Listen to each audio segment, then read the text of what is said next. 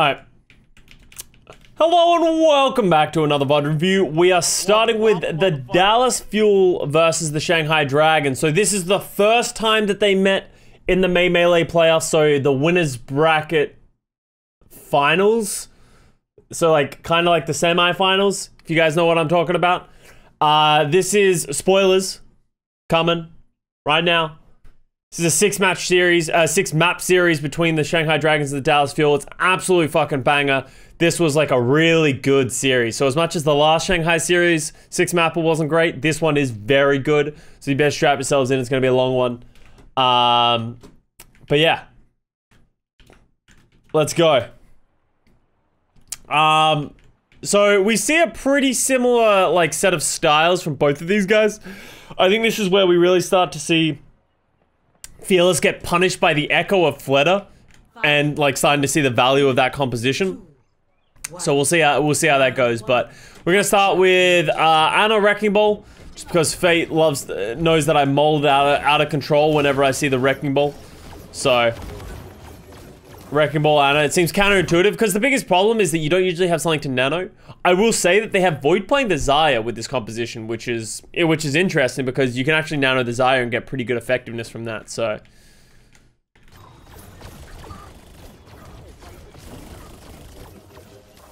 yo, Patrick, thank you for the gifted sub to Taco as well. So Dallas go first with the dive, just zip zapping. Fearless almost gets got, and then Lip just murders Fielder. This is sort of the beginning. This is also the beginning of the Lip's trace is kind of clean because Lip came out in this May Melee, but prior to the this playoffs, he had played like less than 5% of Tracer in his Overwatch League. He played like less than an hour. I actually looked it up when it was happening live. So he barely played any Tracer, but he played Tracer and he just made it look so. His Tracer was just so good. Throughout all of this, so big props to him. He is honestly a flex god. Fleta or Lip Tracer? Honestly, Lip's Tracer looked really good. And Fleta has been kind of underwhelming on anything that hasn't really been the Echo so far in this tournament. So at least underwhelming for Fleta's standards, right? So Dallas going in, they have the nano soon. How do they just kill everybody? Like how do they just, they don't use anything? They just managed to kill everybody. Is this just a well-executed dive by Dallas?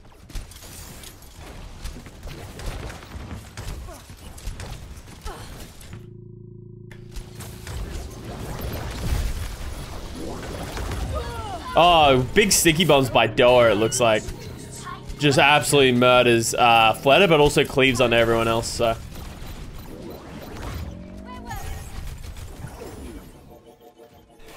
Does Lip look good because Sparkle doesn't challenge him as hard? No, even we see Shanghai play up against the Florida Mayhem later on, and Lip just looks pretty good against Yak as well. It's not just like the eye test of is he getting kills, like his mechanics look really good. He gets a bunch of really clean sticks, his tracking's good, his punish is good, just all that kind of stuff. It wasn't really like he's playing, he looks good because he's playing weaker opponents. He's actually been quite good. It's the same thing with Sparkle. I think a lot of people thought that about Sparkle when he first started popping off in the May Melee this season. On Tracer, everyone was like, he's playing against weaker opponents. He hasn't been challenged, but Sparkle did it against, the San Francisco Shock. Did it against Dante on the Houston Outlaws. So he did it. He's done it against multiple people. So you need to give some respect to the name, especially seeing as he tweeted at me. So, I'm very scared of Sparkle. Great pulse bomb by Lit. Like, let's have a look at this. Let's have a look at this. Let's think for ourselves. Let's see what we think of this Tracer play. Lip D tier Tracer at least.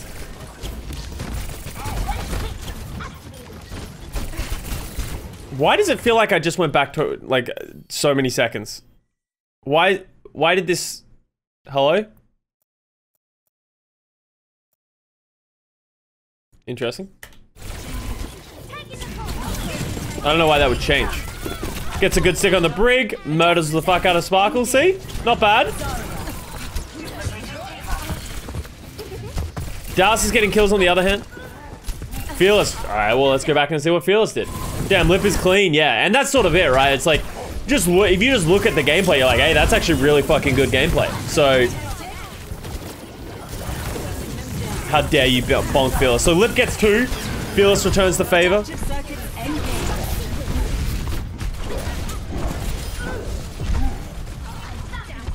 Lip is still murdering people, so it's going to come down to a question of who gets thing. Oh, Grav goes down from Doa on the echo copy of the Xayah. Bada bing, bada boom. The Windows update, though, I think it might have been the Windows update fucked so many things up for my computer. I actually hate Windows update. I actually tried to update it a week before this as well, and it like crashed my computer. And then I had to like do a restore on my PC. It's God damn it, Windows. Literally breaking stuff. That's pretty bad by Doha. Just gets shot down by Izayaki on the Ana. Mine's not very good by Fate. I don't really know why he put him there. Like, that's so easy to avoid. Good rally by Jexay. Oh, they almost got the Echo. That Winston Diva almost jumped at the Echo and almost got the value out of it. Ugh, Jexay getting caught in this might be expensive. Great stick by Sparkle on a Lee J gun. Opens that up. Lip returns the favor onto Fielder. Let's have a look at these pulse bombs. Pretty easy stick onto the Brig. Pretty nice stick onto the Ana. See? Like, you just look at this shit, right? Like, that's Lip and Sparkle. Like, people that you wouldn't... Coming into this season, we wouldn't have expected to have seen just, like, absolutely pounding on these traces. So... Lip is still murdering people.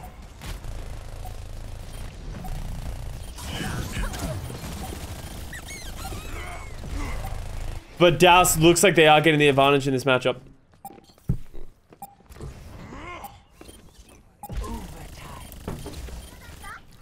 Alright, so we're gonna get a full reset here for the fight.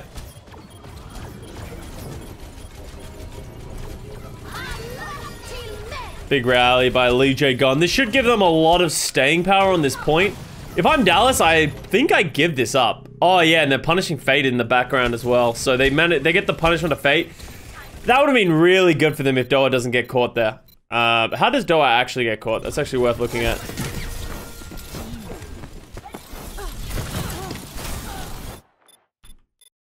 He didn't have a translocator. He lost his translocator. It's pretty bad death by Doa. If he all he had to do was live there, they could have easily disengaged from this rally, like the rest of the team did. Kill Fate. Oh! That bomb was like a millimeter away from being hyper effective. If that went over, that kills Izayaki, but because it gets caught, Izayaki somehow gets LOS on that. And Lip gets another pulse bomb kill.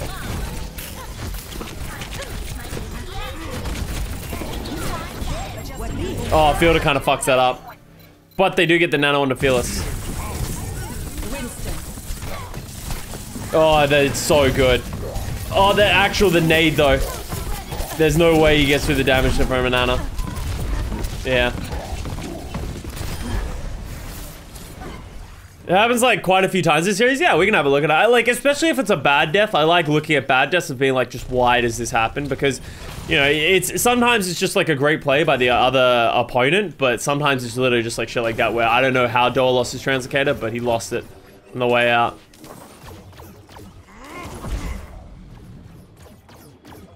Liz pulses may as well be on cooldown. Yeah, and he's like getting kills with him like every time as well. Looks like they're trying to get a punish onto Sparkle. Good disengage by Sparkle.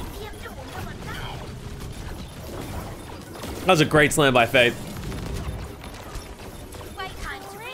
Oh, good pulse bomb by Sparkle.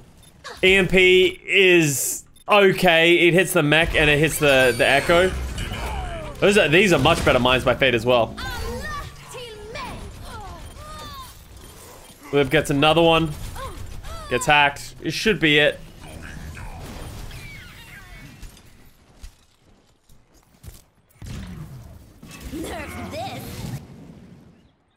Lip makes fuel supports male.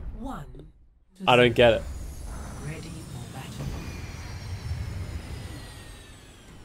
Oh yeah, do you mean mold? That would make sense. That would make a lot more sense. 5, 4, 3, 2. Sparkle really flexing this season, yeah. Do you think Fate is the weakest link on the Dragons? I think no. I think he's the person I'm the most concerned about. In this tournament, I think he was actually okay. He's not great. He's obviously a downgrade from Fearless, and I think if Fearless was on the Shanghai Dragons would have won this tournament. I don't think Fade is the only weak link on this team right now. I think Fleta didn't really perform that well in this tournament. His Echo had some really good moments, but not to the standard that we usually expect Fleta. And I also think Lee Jae-gon also had some very Lee Jae-gon moments as well. So I think the most important thing for the Dragons is I think Fade and Lee Jae-gon, if they can just take their int out of their game, they're in a good spot, right? But the problem is Fade and Lee Jae-gon keep finding these moments in which they literally just straight up int of like, why did you do that, right? Like they die, like Fade dives in, or Lee Jae-gon goes in for a dive, or like goes for something too aggressive and they just get punished. Like both of them can take that out of their game. I think Shanghai Dragons are in a very good spot, but yeah. And then as I said, I think Fleta didn't perform to the expectation that we expect from him as well.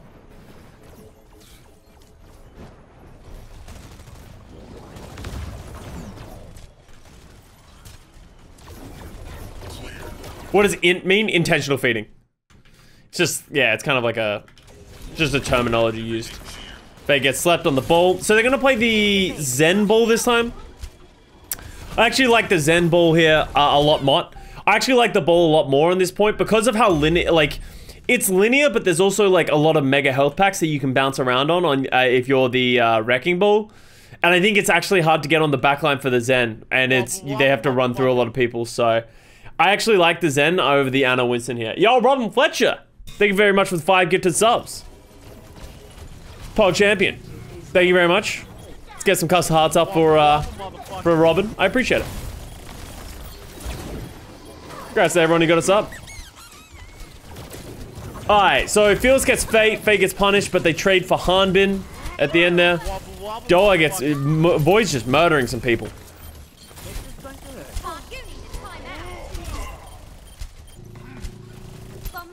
Oh, good stick by Fleta onto Jexay. Fleta gets Fielder as well. This is a fucking absolute brawl of just everyone just trading out kills. I think Dallas should get the win here, because Fate is dead. Or maybe not.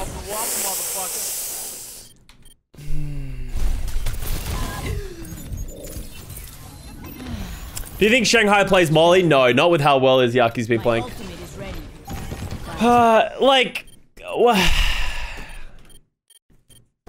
Right, so like we can see what Lip sees, right?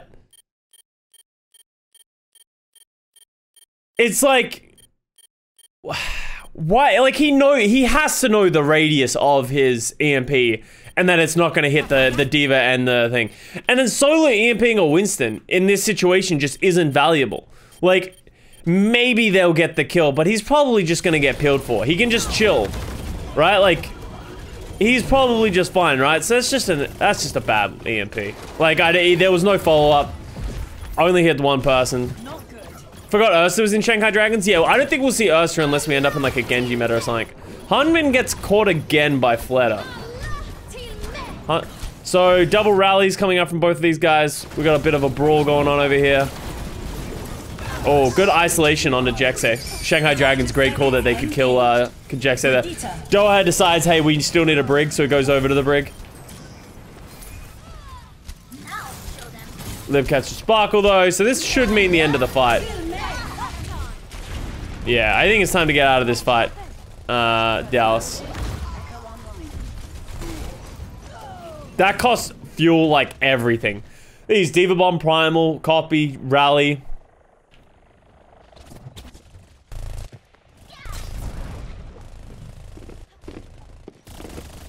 Lip inting, right? Yeah, legitimately lip inting. I thought, yeah, Ursa can play a lot of things. Ursa's a very interesting case because, you know, in 2019, he was considered one of the best traces that we had in the league.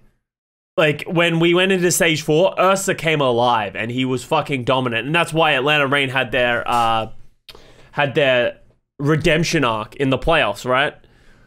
But then we just, in 2020, we just didn't see Ursa play Tracer.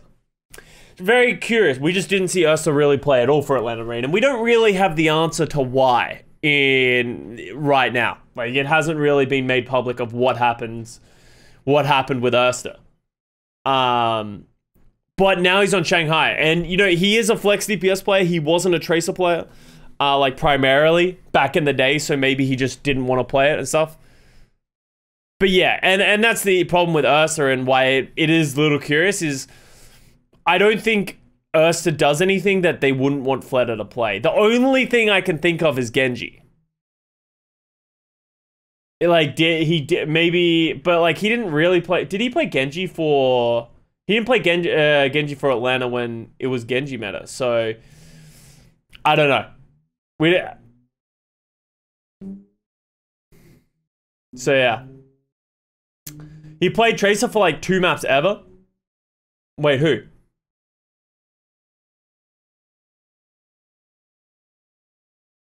Dogman said Ursa stopped playing the game last year. And that's sort of the thing, right? Is like, there's probably something behind the scenes. Like, the whole Ursa situation doesn't make sense. So we probably just don't have enough information. Like, if Dogman is saying it's like, Ursa lost motivation, wasn't really trying, wasn't really showing up to scrims, they were just like, hey, we're just going to permanently bench you. And then if he's fine with that. But then the question becomes, does he have a newfound set of motivation now that he's on the Dragons? Or is he just chilling and collecting a paycheck still? So he did some sort of explanation why. Yeah. So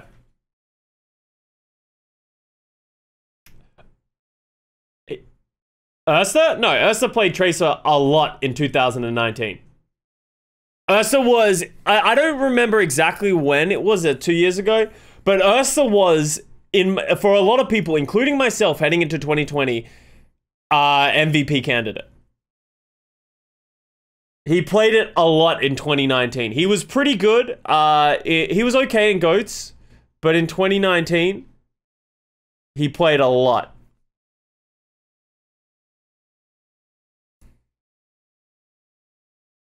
At least in stage 4. So, let's go Atlanta Raid.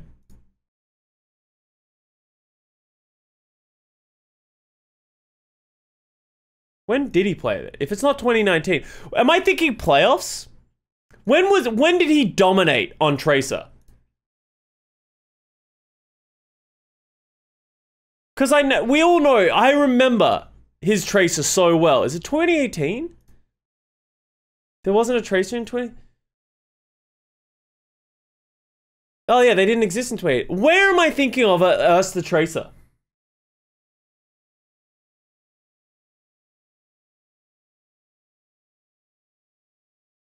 Thinking Contenders? I don't think it was in Contenders.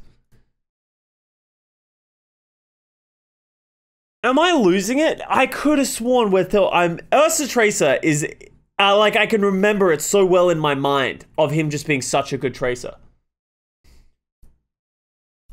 Can anybody else vouch for me on this one?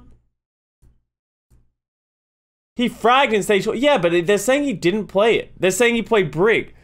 Is it less than 5% minimum? Did he only play it for a very small amount? He only played it for 20 minutes? That doesn't sound right. Unless he just did it in the playoffs, and that's all we seem to remember. Check 2020. He didn't really play in 2020. Are we all just like looking through rose-colored glasses, but really he didn't play it as much as we thought? Played May mostly. That was in 2020 he played May a lot.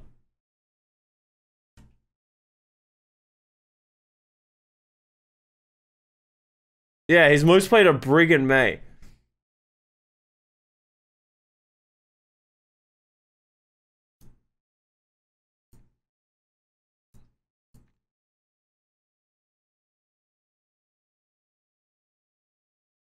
Us to kill 6. About to happen around it, but that's it. A pain. They have stabilized here. When was this? 4 and 6. Soldier 76 for the mobility. 1 and 9. Yeah, but they're nearing a nano boost. I could have sworn I remember Ursa playing a ton of Tracer. Right over the top. That's a whole Oh, that was his sick pulse bomb, yeah. Brutal. The stick from Arster, 4 kills, no way to defend themselves. Yeah, like we'll remember that. I don't know. It's interesting. We got a little bit on a tangent there, but this is seasons 2, stage 4 or playoffs. Yeah. Interesting. Well, that's actually a good thing to catch, because I'm sure if you ask a lot of other people, maybe it's just something in history that we sort of like built up in our heads. But I remember going into the 2020 season being like, Erster was incredible on Tracer, and everyone was terrified of him. Like, and I don't remember why I have so much of this mentality. Maybe I scrimmed against him a lot on Tracer. I don't know where I got that message come from, but yeah. Ursa was very good in Tracer for Atlanta Reign at some point. I don't remember exactly when, but a lot of people were, yeah, which is why I'm trying to, like, I don't think it's just me, right? It's not like something that I've just completely misremembered. I know a lot of other people have the same idea as me. What is that EMP? Here I am. What is this?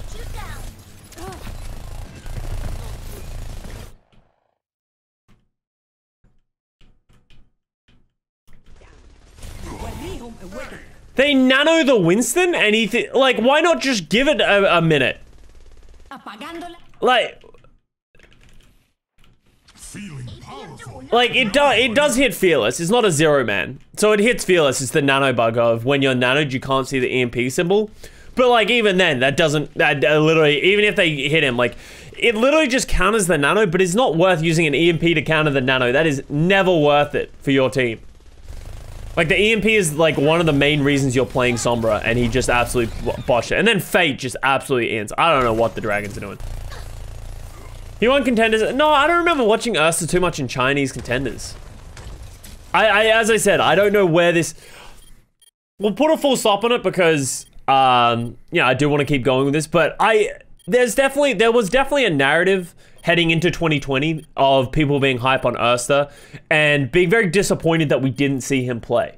Maybe it was overblown. Maybe that's something that, like, we, you know, it's like the circle jerk effect, right? Of like, everyone's like, Erster's Tracer is incredible. He played it so much. He was so good. And then everyone just starts to believe it.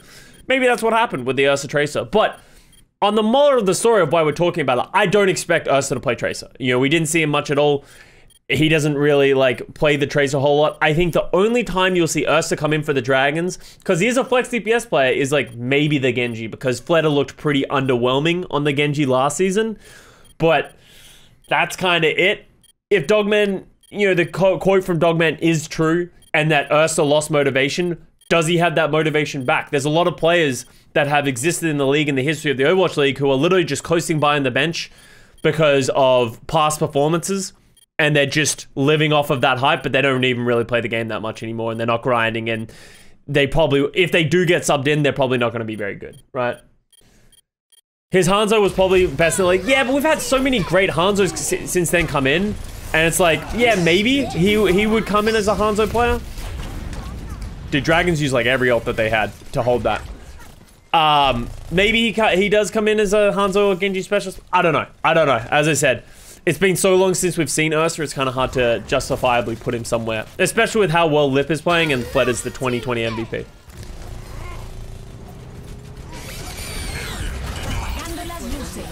That's a pretty good EMP. Like, as much as that EMP only hits Fate and Void, this hard isolates Fate, but it also completely mitigates his mines. So it's actually a pretty good thing, like, these mines all of a sudden aren't an issue. They isolate Voided that. Like, that's how you EMP. That's a great EMP by Doha. And that is why I think a lot of people have, like, after the main melee saying, is Doha the best Sombra that we have in the league right now? He is by far the most consistent Sombra we have in the league. Maybe you could probably put Fitz in the conversation as well. I think I really like Fitz Sombra as well. But other than that, I don't think there are many other players like that. How well Lip is playing? I'm not talking about Lip, I said Doa. If I said Lip there and was complimenting a Sombra, it was not Lip. I was complimenting Doa. Lip's EMPs are potentially the worst things I've ever seen in my life, especially on this round specifically. Like, watch what's about to happen. I feel like I remember what happens here.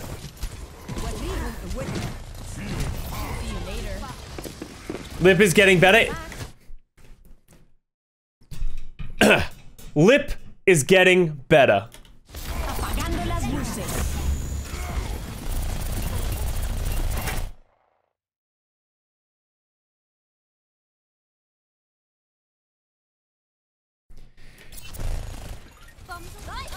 He's not. He really isn't. I walked into that one. He's not. And that's, trust me, like, he had some good ones against the Mayhem, but even then I can't really credit him. Like, the Mayhem were just like walking into a trap, like, both times. But for the most part, he hasn't changed his ideology of how he's using these EMPs. Like, there is a time and a place to solo EMP a Winston, right? And I understand that. But this isn't one of them. Like maybe he thinks Sparkle is there. Like, Sparkle does recall away. And obviously the timing is unfortunate on the EMP, but I just think it's so unnecessary. Like, he's not... The reason you play Sombra is it needs to be this team fight winning ultimate. Sombra is so shit in the neutral because she just doesn't really do much damage. It is hard to get off individual hacks at the highest level. You really need to be getting big value out of your EMP, or at least forcing resulting value from the opposition, right? This is the third EMP in this round where he has solo EMP'd someone and they haven't got a single kill. Like, maybe he did in the first one, but like, literally not enough impact with any of those ultimates of the EMP to the point that it's just like, they every time they use it, it's almost like a bait and it gets his team killed. Yeah, and that's it. Like, Lip is a great Sombra in the neutral. Probably one of the best we have in the game. He charges them so fast. It's a testament to him that he's had 3 EMPs in one round, right? Already. And that we're only at 72% for Dallas, right? He is phenomenal in the neutral and getting the EMPs and even getting some individual hacks. His EMPs are just horrific. And it makes me question why, like, the coaches... Like, I assume the coaches have sat him down and be like, hey, man, let's talk about this. Let's talk this through. Like, what's your thought process of why you're using the EMPs here? You're obviously not getting value. How can we change this? How can the team assist you to get better EMPs? All that kind of stuff. It's been a year now, almost, at this point, right? Of, like, maybe longer, of he's just been throwing these EMPs away. And it costs the Dragons so much because they do rely heavily on Lip's Sombra. But, yeah, it's just crazy to me that this is where we're at. I think the coaches told him to solo EMP Fearless. There's a time and a place to solo EMP Fearless, like a Winston, right? It's not a bad thing to solo EMP a Winston. You can't just, like, blindly solo EMP a Winston, though. As you just saw. Lip then replies, nah, mate, I got this. Great grab. Even better nade by Fielder. Look at this coordination by the Dallas Fuel. I'm going to stand over the Dallas Fuel some even more. Their coordination with all this kind of stuff is just so good. Hits the nade. Bing, bang, boom. And that's the ball game. Izyaki's going aggressive. EMP comes down from Doha. Hits 3 people. Who would have thought that you can hit more than one person? Great EMP. Like, Doha only got 2 EMPs, right? Doha only got 2 EMPs in this round compared to Lip's 3s. But every time Doha used an EMP, they won the fight. And he was like, it was consistent, it was strong, it hit the right people, right? So, it's about quality, not quantity.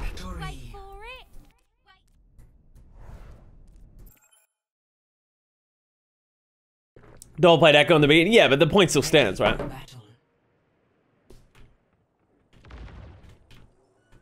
Imagine if Dora and Lipricus were combined and they made a superstar Sombra. One Sombra to rule them all. This is the match where I died of a heart attack. This is a sick match. That was a really disappointing open. Like, I remember when that first happened to the Dragons and I was like, ooh, this could be awkward. This could be an awkward series.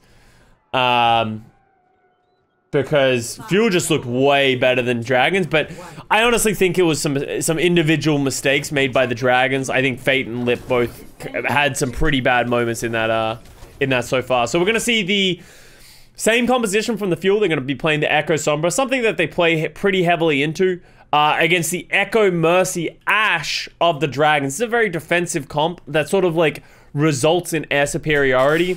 And I'm curious to see how long Sparkle's going to stay on this Echo because he's playing against a pocketed Echo and an Ashe. Like, it's very hard to get that space.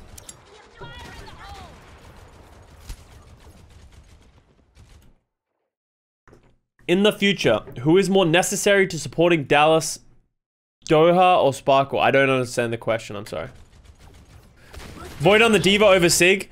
I don't think that's too uncommon. I think people played a lot of the Sigma as the off-tank when Wrecking Ball was very prominent. But when you're playing a Winston, you generally want to play the Diva as you can control the high grounds a lot more easily. I wouldn't be surprised if we ended up on like the second point and they went to Sigma or something like that. But I think people moved away a lot from Sigma as time went on throughout the weekend. If my mind's eye is just remembering correctly.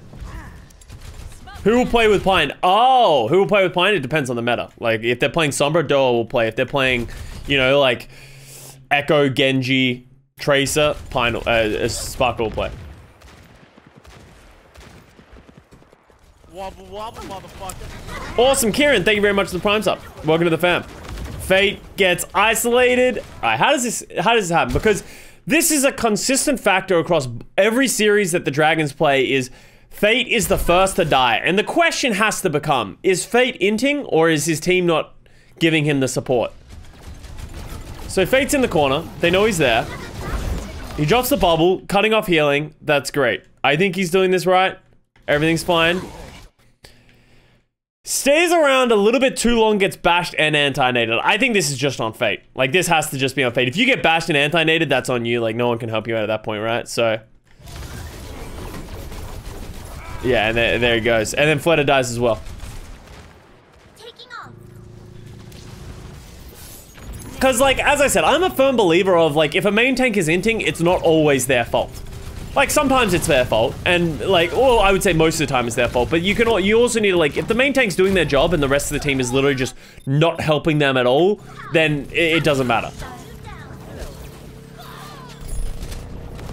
Played like he had a Zarya bubble? Yeah, I can see that, or that, like, yeah, but, like, in any situation, as I said, if you're a Winston, cutting off the backline, and you know that the front line is diving you, so that your teammate's backline is going to thing, you can't get bashed and you can't get an anti-nated. If you get even one of those is potentially fatal.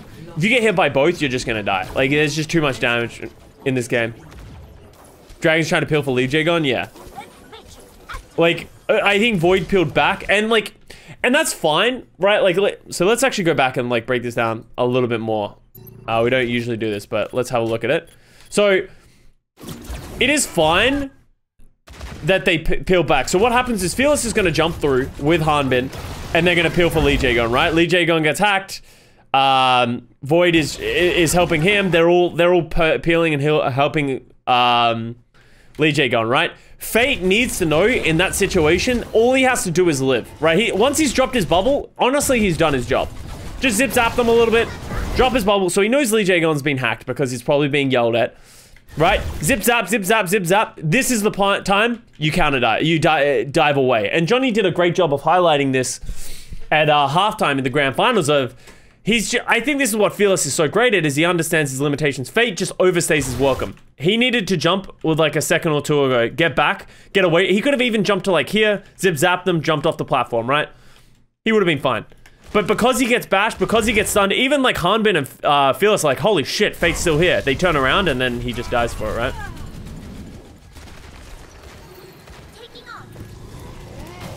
So, as I said, that like that's one of those situations where an exterior circumstance results in Fate isn't going, they're not playing aggressive anymore, and Fate didn't play to that style.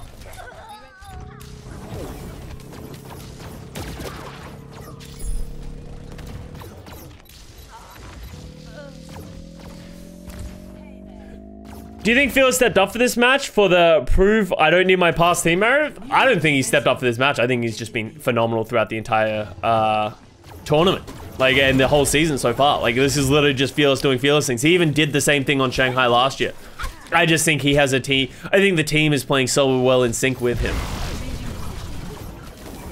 And that makes you question, right? Like, how much is Fearless calling and asking for resources and, like, coordinating his team around the way he's playing the game? Because Shanghai Dragons, this is something that we praised Shanghai Dragons for a lot last year when Fearless was at the helm as well. Of, they were always in sync and their synergy when they were playing these Winston comps was so good. and they're always working so well together. But now with Fate, they look a little bit more dysfunctional. So does that mean you need to attribute a lot of that success to Fearless?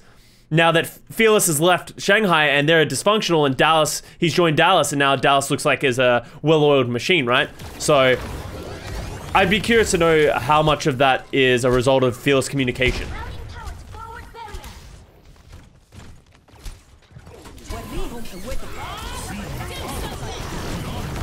Fielder gets caught, misses the sleep. Early dive with a nano. It's a interesting fight to early nano and early bob for the dragons. That's an expensive double ultimate with the nano and the bob. They did get a whole team wipe, but they lose Void. Oh, I don't like this by Fearless.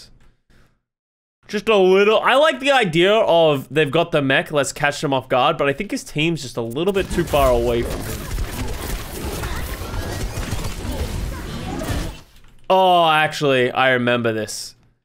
So, Doa throws in a translocator, Harmon throws in a bomb. The bomb, it does force. Look at this positioning that this forces, right? Just the EMP bomb forces all of them into the baseline, and then fucking Fearless just comes in and drops on their head and just does incredible things. So his team just catches that, and that's just like, even I watching back and like thinking, I was like, that was bad by Fearless. I was like, that he just went too early, and somehow his teammates coordinate and compensate for that, and they just get an absolute cleanup. Like, and just the tempo. We talk about the tempo of the Dallas Fuel so much, but that is what we mean by tempo. Like, how quickly they just played that, right?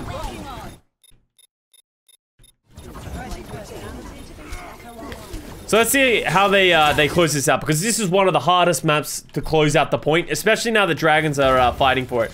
So they had the Valk. The only thing they have left is the Diva Bomb coming out soon. Lip does get Doha, which is a big kill. Not having those, like, manual hacks and that extra damage. Oh, actually, I remember Sparkle fucking this up as well. We're gonna look at Sparkle here. So he jumps. I think this was a really bad decision by Sparkle to go back for the Mercy. I think he has 8 seconds. I think he should go for the point and try and, like, get on the back line, right? But he jumps for the Mercy, and he doesn't cancel the res, and it's gonna be so hard to catch the Mercy here as well, right? Like, that's such a hard juggle. It's like, you're not Fearless. So I think that was a bit of a mistake by Sparkle. I remember seeing that happen when the game was happening. But Dallas is, you know, they lost Lip, they've lost they lost Doa, now they've lost both their supports. They're gonna need to probably get out of this one. They just don't have any healing. They nano Void. Void also has the bomb. Great dive by the front line to just jump past the Void. Oh. Oh no, how does Void not get that? This was such a gamble. This is such a gamble by him to chase Doa. Look at this. And he doesn't get it. Oh no. Like, that lost them so much pressure on the point.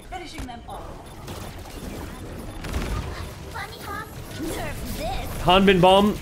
Questionable positioning, but I think he's just getting it out. Lee J gone back on the Lucio. The Lee J gone special. Great pulse bomb by Lip onto Jexade. Lip's actually doing a great job of holding them off. It's actually insane that Fuel go on to win this point. It's insane that Dallas Fuel go on to win this point under the back that they lost Jexade and Fielder on the attack. Usually that's like the end of it, right? Like, they lose Doa early and then they lose both their supports. And somehow they weather the storm. Void still did not use his Diva Bomb as well, right? Like, Void still has that Diva Bomb to this day. I think that was a really big misplay by Void, by trying to chase Doha and not getting the kill. If he stayed on the point, applied a ton of pressure to the tanks, and then got a high value bomb, or just dropped it on the point, gave his team time to reset, that would have been perfect. But by chasing Doha and then not getting the kill, it just cost them a lot. Did Fearless ever die? No. Score 0-2. Switching sides.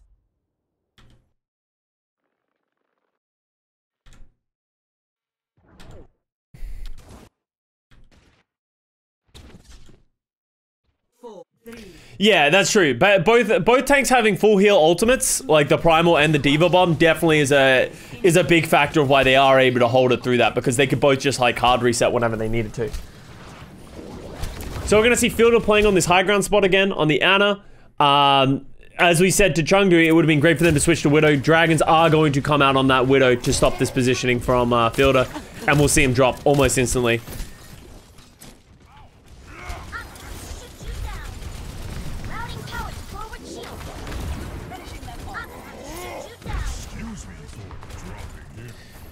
Fearless MTD? Yeah, dude, legitimately. Fearless MTD like everyone in the league so far at this point. Oh, that was a great eat by Void. That was such a good eat. That forces recall by Sparkle.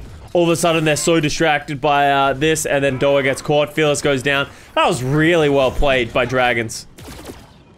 That was just textbook how you take the point. Just not overcommitting, not taking too much, not like trying to force anything. Just get the space for your Widow, get the space for your Echo, and then you'll get kills eventually.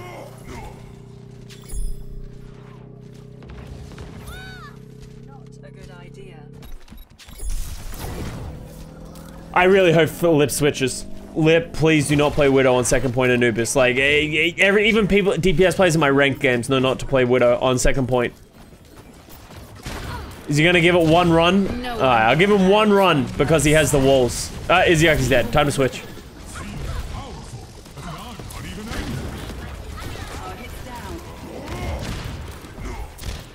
Yeah, okay, sweet.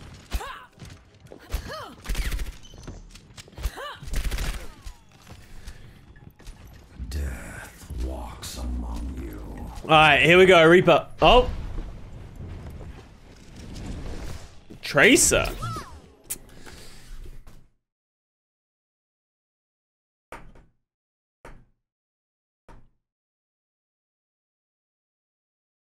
I kind of like the Reaper. Is that just me? I think I like the Reaper a little bit more. I think the Reaper does a good job of punishing, but I also think the Reaper ultimate is like a very good, like, it's such a good ultimate to just hold for the perfect moment and then just drop that shit and win the point. Well, I feel like Tracer can be very hard to get space. With Diva, Brig, and Ana, no. Yeah, I guess against Brig, Ana, it's like very hard to get value out of the Reaper, but I feel like you could just fuck with the tanks and stand with on the point, right? Like, if you just like consistently shoot at the tanks as a Reaper. My favorite character. Wasn't Reaper Friday, had to switch. Oh, true. Only on Fridays do we allow that.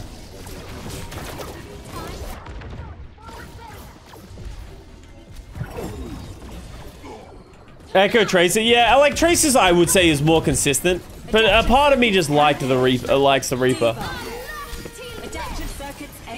Alright, good rally by Jexay, just sort of slowing down this aggression. Good recognition by the Dragons, though, right? Why does Fate Primal? Good recognition with the... As soon as the rally goes down, they actually counter dive. Like, it's actually a very smart play. Oh, Fate has the Primal there.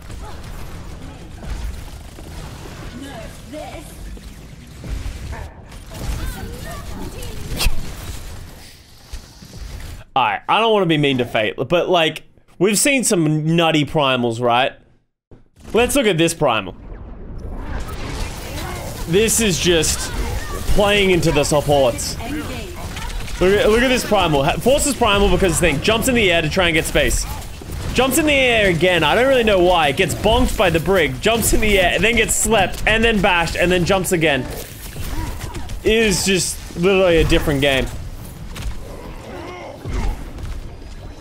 Let's see what Fearless did with his. Okay, let's get a comparison, right?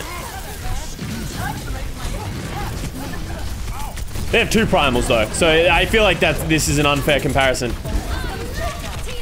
Force out rally, force out Diva Bomb.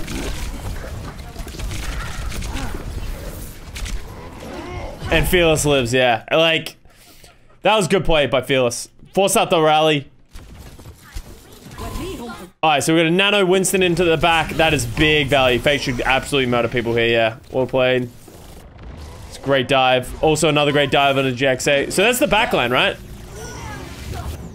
Oh, poor Void.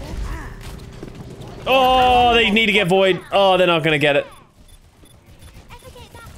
Hunbin, find Void. Oh, you know he wanted it as well.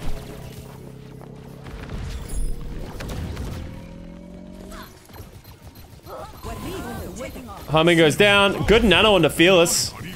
That should give him a lot of time. Wow, great live by Lee J Gun. Lives to tell that tale. Pulse on doesn't get value. Great disengage by the Dragons, honestly. Like, a lot of people would have died on that point, but recognizing that the Nano Winston, all they need to do is just chill, give it a second, reset, and then they still have a pretty good advantage. Use the Echo copy. Feels Primal again. Creating a lot of space. Oh my god, he actually just murdered his Yaki. Holy shit. How does he... How did he even realize he caught his Yaki in that?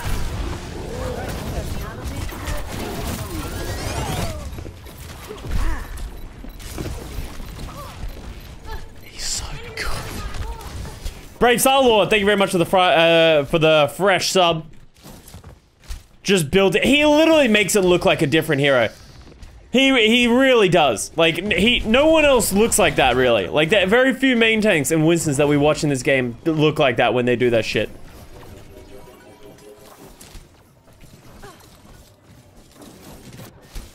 Primal Blade. Good nade. Guarantees they can stay up here. So we got Fate coming in. So we got Doha. Like, look at how Fearless and Doha are doing a great job of, like, staggering their primals. Just like it's 2016 and like going aggressive. Doha Primal a lot less impressive than the Fearless one. So then nanoing Fleta, they do like to nano Fleta, so I don't hate it. I forgot that Lee Jagon's still on Lucio. Can somebody explain to me why Lee Jagon is still on Lucio, by the way? Like, he literally has a primal in his face every 9 seconds. To beat, but like, it's just, I hate it. I hate holding things like this for so long.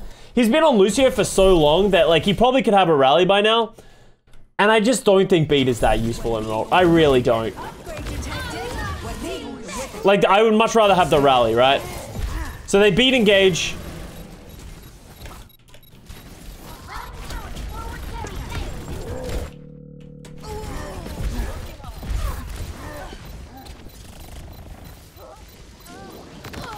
Alright. Looks like they'll finally close out here. Oh, no, mine feels primal. Door Reaper.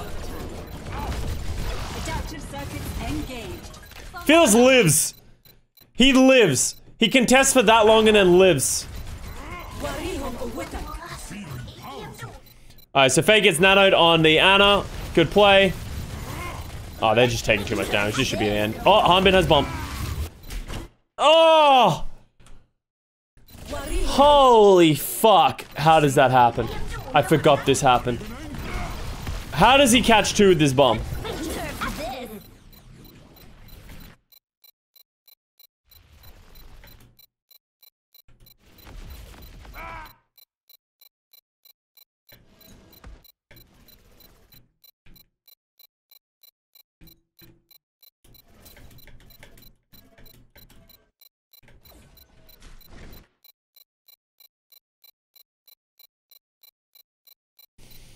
Jexay is insane. Big boops by your boy Jexay. Punishing 2. Even gets the Diva mech as well. Void loses the mech for that. The bomb goes... You couldn't let me have that one, could you?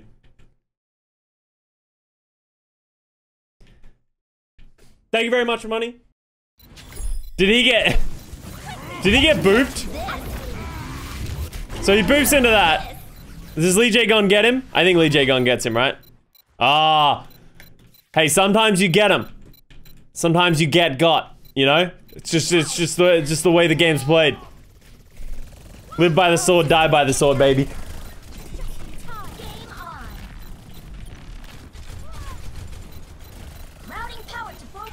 2-for-1 trade, you take that. The fuel comp is in shambles though. I actually don't hate the Lucio Moira comp, but... So, Lee Jae-gun, okay, I will talk about Lee Jae-gun's Lucio. As much as it would be a lot better if he was on Brig, obviously he came Lucio for the stalls and the fights and that kind of stuff, he does have another beat. He's done a lot of work. No, I'm not doubting Lee Jae-gun Lucio. I just don't really know if I love the pick, but... Another beat engage, and that was actually a really good one. I don't think Dallas were ready for this beat. And that just sort of, like, scrambled the fight, right? As soon as he beat it, Dallas like, ah, shit, we shouldn't have gone.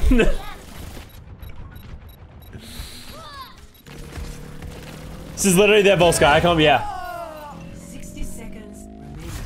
There it is. Round 2 complete. Initiate. Ready. Ready for battle. Alright, so we got here. Ready. Shanghai have got 1 minute in a dream. Lots of good holds, but I guess it's 2CP, yeah. It is 2CP, and as I said, I feel like 2CP is determined by a lot of weird things, but honestly, a lot of great plays. And that's why, like, I think some people really like 2CP. Like, in my brain goes to the idea of, like, that was so bullshit, they should have capped. But other people's brains go to, heh, big boop into 2K bomb, got him. Like, it creates these, like, big plays, but it's kind of bullshit how you lose it, right? Like, so people just want to see the crazy things happen, but they don't care about, like, the balance of the match. Why D.Va and not Xayah here? A lot of people started playing more D.Va instead of Xayah. Xayah is very good, I think, if you're going to be taking a head-on, straight-on fight with the Xayah bubbles, and then the Xayah gets energy, can beam a lot, right?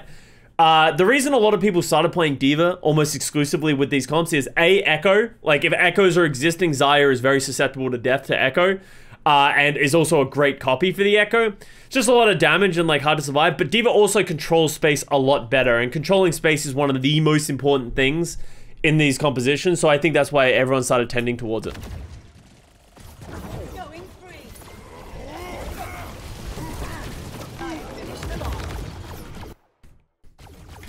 Okay, how does Fate into this? Does he get booped further in? Yeah, that's a great boop by Hanbin. Fate wanted to land here in his bubble, gets pushed out by Hanbin. Later, nerd. Don't talk to me on my supports ever again. Doha murders them. How would you restructure 2CP? No, just burn it to the ground. They're doing it in Overwatch 2, and I think that's the right play. Overwatch 2 is just a flawed game mode design for how Overwatch functions. A game that is so heavily built around ultimates, 2CP and structures where it's built around like one team fight and one point, where the defenders have a massive advantage, literally can't be balanced. Sparkle gets lip late. Yeah, and the answer is not a longer path between A and B. The bigger issue is the close respawns to the B point for the defending team. That is the problem with 2CP, is that the defensive team can re-engage so fast and reinforce so fast because of how close their spawn rooms are. Alright, so we get Nano onto Fate, Doha in. This was really well recognized by the Fuel of just being like, fuck it, let's just go kill their backline. Fate, with the Nano, I think he needed to recognize that he actually needed to do something with it. Maybe he was hoping that they would counter dive effectively, but I think without the Nano and without his damage, it's just going to be so hard. Like, even though they punished Fearless, like the rest of the team literally had to run into spawn.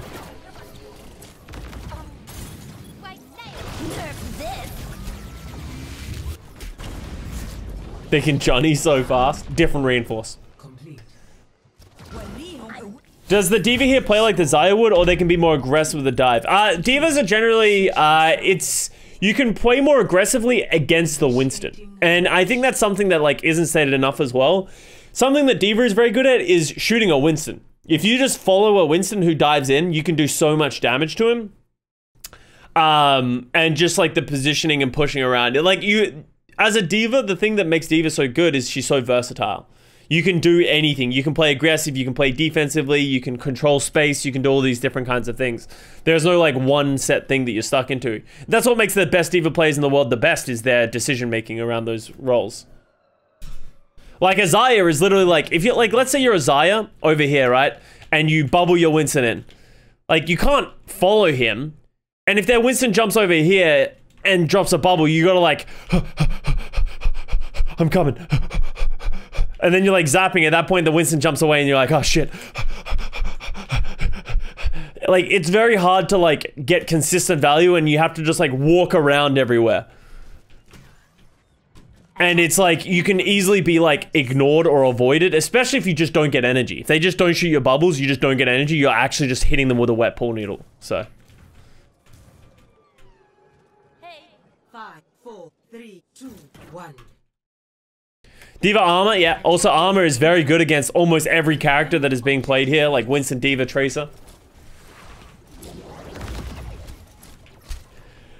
Alright, Dallas Fuel, 3 minutes to capture the first point.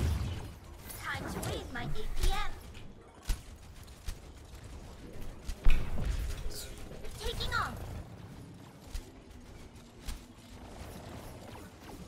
Sorry, Sharkbait, I missed your 100 bits. Why couldn't you do that? Sorry, what did you, why couldn't I do what? Sorry, yeah, you did get donor award. What was the point? I miss old Custa. What? Boosters engaged.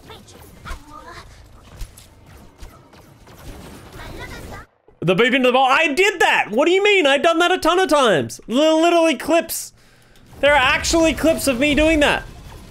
I got like a 3K one on Busan with space. And the number of boops out of grabs, dude, my timing on boops out of grabs were impeccable with D.Va bombs. Legitimately impeccable. The number of times we fucking murdered a bunch of people because I booped them in the air. Insane. This man was about to say 4, yeah, I was about to oversell myself, but then I also remembered that, hey, I just said that there are clips out there that could prove me wrong. I've had some big ones though. I don't believe you have zero evidence. Don't make me go looking, chat. I'll fucking go looking. I swear to God. We need the tapes. Oh my God.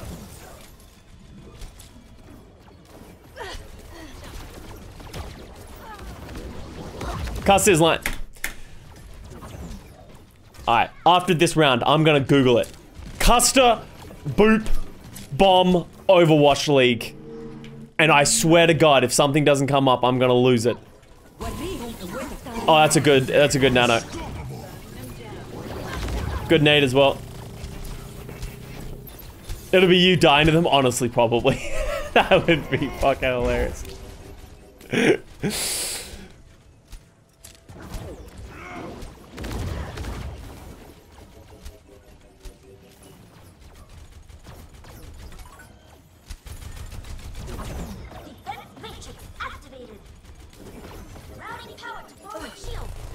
Alright.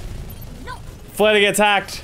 Pass into the ass. Custa, more like Sucksta.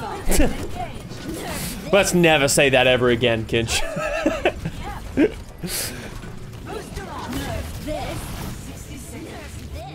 Thank you very much, Nadal. Got him. And this is just going awfully for the fuel. Like, I really like the way that the dragons have this set up. But all of a sudden, Dragons, Fuel has a lot of ults, right? So now they have the EMP, they have the thing. Something that Fledder does so well, and this is, we'll watch it, because I think, is this when he does it? We highlighted it? Cuss the camera gonna make me puke? Yeah, sorry, I was just going back and forth. The gamer in me just AD strafes when I'm just like sitting on a flat camera.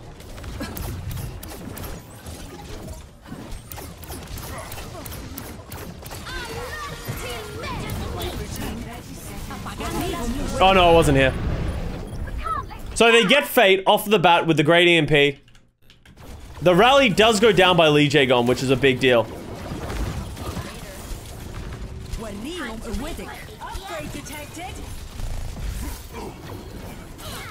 Somebody help Door. Somebody help Door. Alright, Door's fine. That Fledder, this Fledder Winston can't be understated how impactful that is. Just gives him so much more time. Keep Fearless alive. Doa? Adaptive circuits engaged. Winston.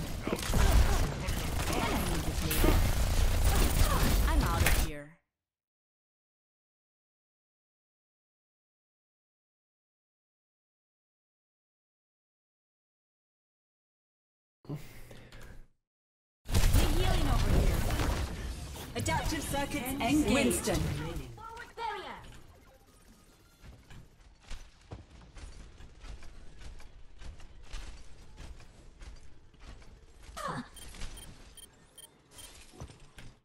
Lee Jae-gon was this close to saving Doha's life.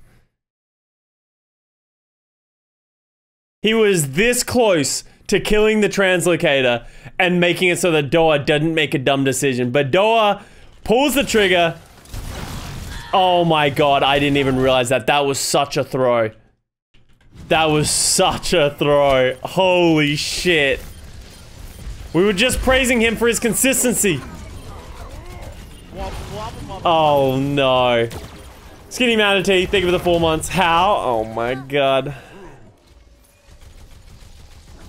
There it is. Literal throw, yeah. So there's the draw for Anubis. That should have been Dallas's win. It's actually kind of crazy that they threw that. 1 second. Custa, Boop, Bomb, Overwatch League.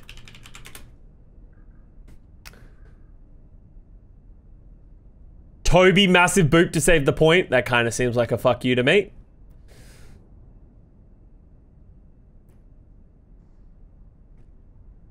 You know what? I don't think we need to do this. I don't think this. I think we should move on.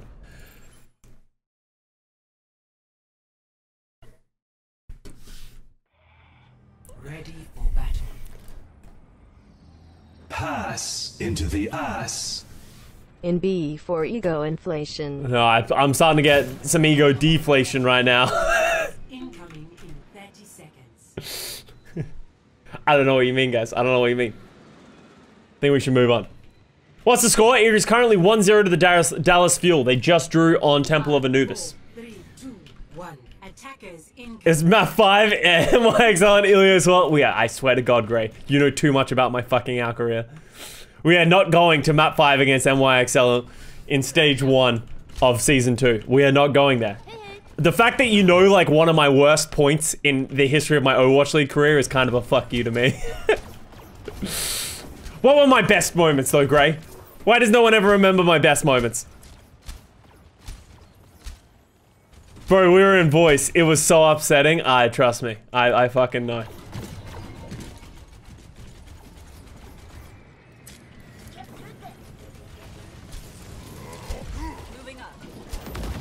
Double boop versus NYXL Season 1, Stage 2, Li Zhang Tao. Yo, legendary. There weren't any. Wow. I'm just taking shots from all over the place. So we're gonna see Tracer Sombra versus Tracer Echo from the Dragons. Phil also gonna play the Xayah instead of the Diva here. So this sort of goes back to my point of you see what I mean in terms of linear style, like the way there's not a lot of high grounds that are able to be utilized that well by a Diva. So generally you play the Xayah because you can get value out of the bubbles, and once you get to the point, if you get the energy, you're gonna fuck. So Soldier running away from Muma Oasis, dude.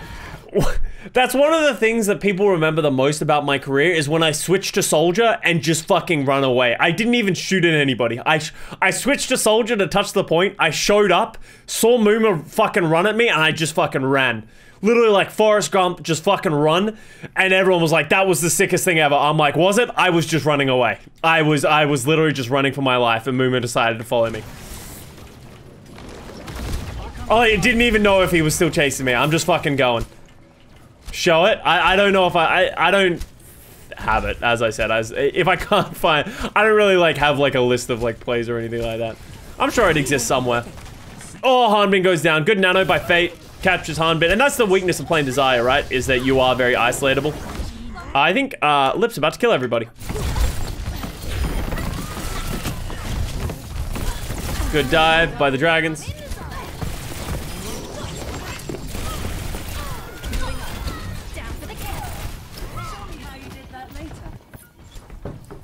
Early Dallas was a wild time, dude, you're telling me.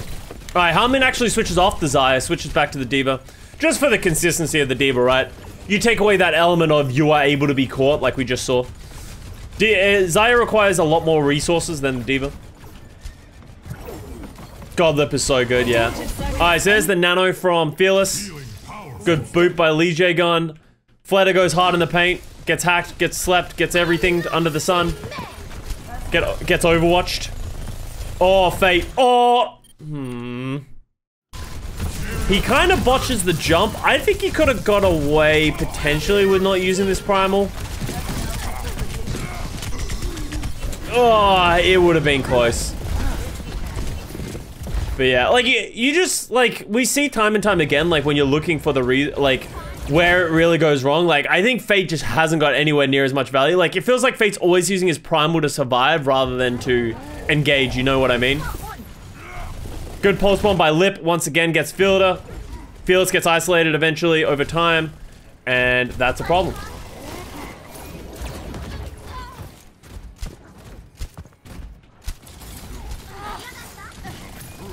Guys, Fearless is not that good. Yeah, Fearless is trash. Don't worry about him. What do you think of Jexay? I think Jexay's been really good. I was a little worried that he was overhyped on Houston Outlaws because people are like, Jexay and Repel are like the best players on the Houston Outlaws. Woo! And I'm like, well, you're jumping over a low bar, like in 2020. But I'm glad that it's transitioned into the Dallas Fuel so well. They've shown that they're like very consistent. I think Jexay's Brig has been very, very good. So it's been very consistent. So. But is Matt? I think it's been good. I think he keeps Fielder alive like a lot, and I think he doesn't feed that much. Like, that's like my barrier for are they doing well? Doesn't feed very much, but also protects Fielder. And like, you know, we talk about how hard it is for Fate to get in. Like, you need to credit Jexay for that. He is generally the main driving force between the defense between the front line and the back line, right?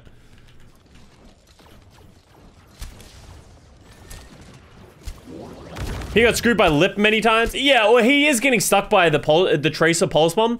I guess you could say that. Like, he needs to do a better job of tracking Tracers, especially when they have Pulse Bomb.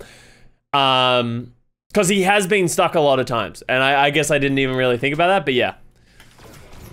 How much of that credit can you give to Lip, and how much of that is a mistake by Jexay? I don't know, it's hard to tell. I'm not gonna lie, I don't really like watching Brig play in this meta. Because I think it's... Like, I see when they bonk the Winstons and stuff like that, but it's just not that interesting. And I think, I don't like doing individual reviews for every reason that I've always stated, right? So, good EMP. Why is there a nano on Lee J Gun?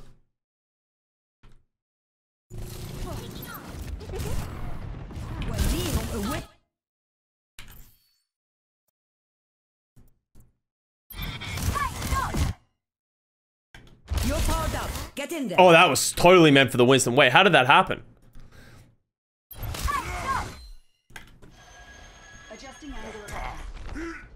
God damn it, Lee J Gun, we talked about this. Get out of the way! God. Main spots are the worst. Get him, Lee J Gun. This nano is actually kind of a bait, right? To get more value from this nano, they actually overcommit into an EMP. It's actually kind of funny. Oh, good counter bomb by Void, actually. That kind of, like, removes all the value that they get from the EMP. Like, they're about to kill Fate here, right? And for that reason, he doesn't live, but it forces a lot out of them. Oh, there we go again. Jexay gets caught by the Pulse Bomb. Let's see, let's see. You do make a good point. He has been getting caught.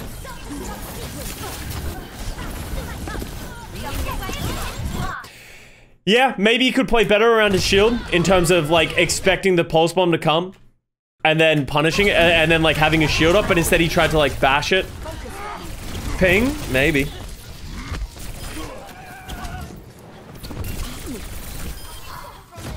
God, Lip plays so well on Tracer. It's just, like, so unexpected to see Lip play so well on Tracer. He's gonna be careful. His recall's about to be shit.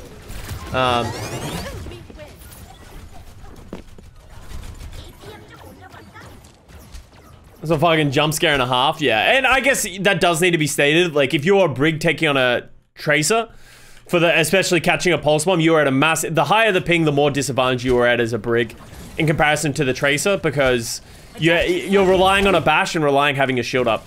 And we all know how shitty Brig shield is. Just double bubble. Jexay gets the rally up, doing a good job of keeping him alive. Fleta's gonna get his primal. Fearless chases Fate to death, which is a pretty good play by Fearless. Izyaki's now isolated. He's gonna get Izayaki, right? He gets Flutter as well. Wow. And then, like, isn't it crazy? Fearless does this so consistently where he just kills like 3 people with a primal. And like, I feel like we don't see that from many others, right?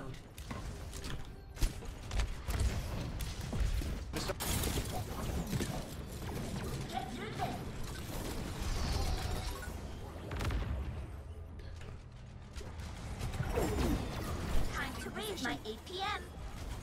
Fearless with a casual 4K, just doing his thing.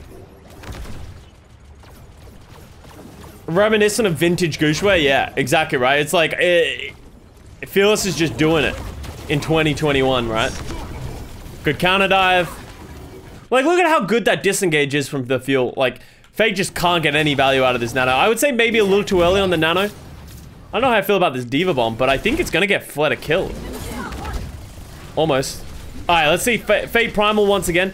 And, you know, this goes back to the thing. It doesn't feel like Fate is ever a threat with his Primal. It always feels, every time he Primals, he's usually just, like, trying to play to live, right? Like, I would love to see Fate's Primals per 10.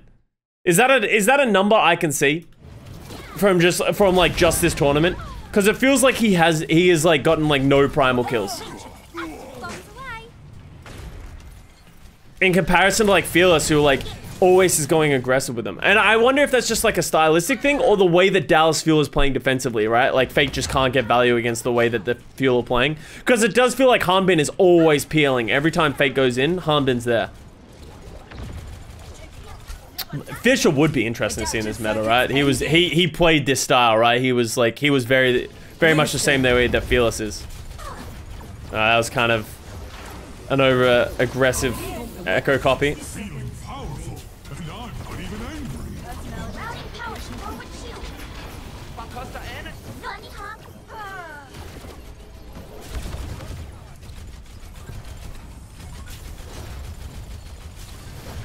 Alright, Fake gets away. Should be timestamp. Yeah, I got yours and Patrick's. We'll look at them at the halftime, okay? I don't want to break this up right now. Lee J gone rally. Oh my god, he gets nanoed as well by Izayaki. That was actually such a good nano by Izayaki. Lee J gone is 100% dead there if he doesn't get that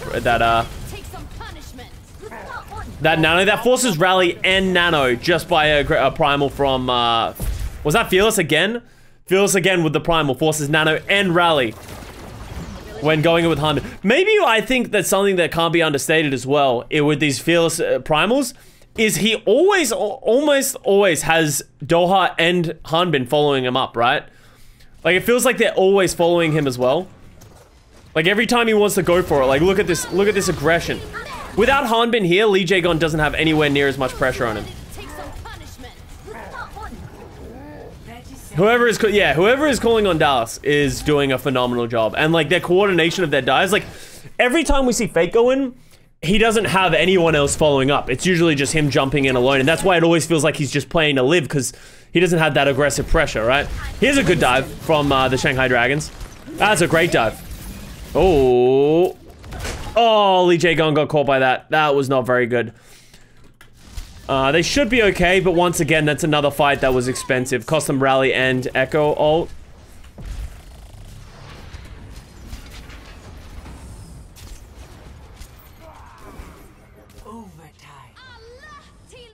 Oh, but I guess you take those, right? It's final fight. I didn't even realize we were in overtime. Well, yeah, fuck it. Good play by the Dragons.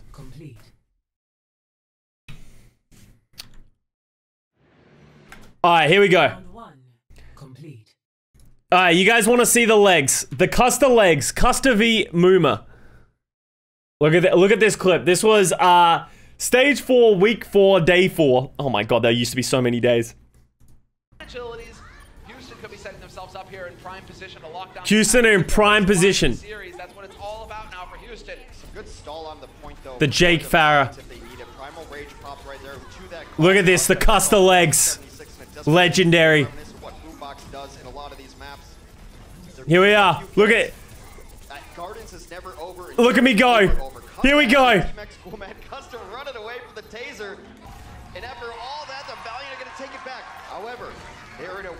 There goes Moomy. He primals me. And then I kill myself. That's a perfect end. I choose death, Moomer. I've already had the moral victory. Just say, little does Moomer know that I can't aim to save my life. He literally could have, I wouldn't have done any damage, let's be honest. Oh.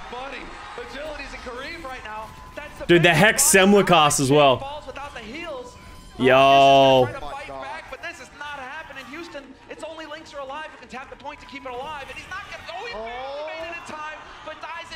What is this? This is old school. Yeah, yo, Blizzard Arena, man. I miss you. Distracted their main tank with Primal, yeah. Genius. Alright, what is this one? This was Patrick sent this one. Oh god, we need to do this faster. Ready? Dropping it. Go. Drop it. Do the bomb.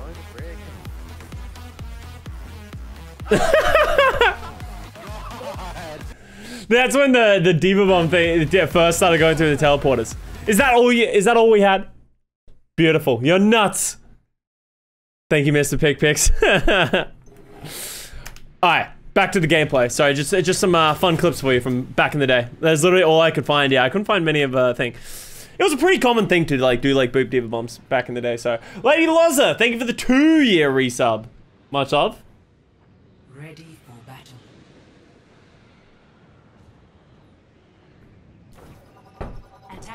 Can I show you map 5 vs NYXL? But I literally legitimately do not want to watch my map 5 vs NYXL on that round. It's literally like one of the worst rounds I've ever played in my life.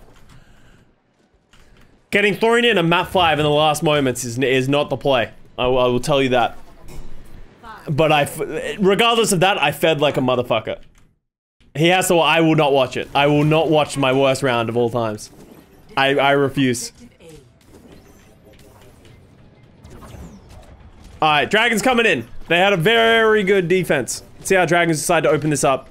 So we've got Echo Tracer versus Echo Tracer.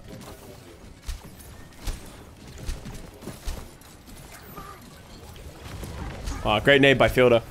They're gonna keep the tanks alive and get fate punished. Then we riot.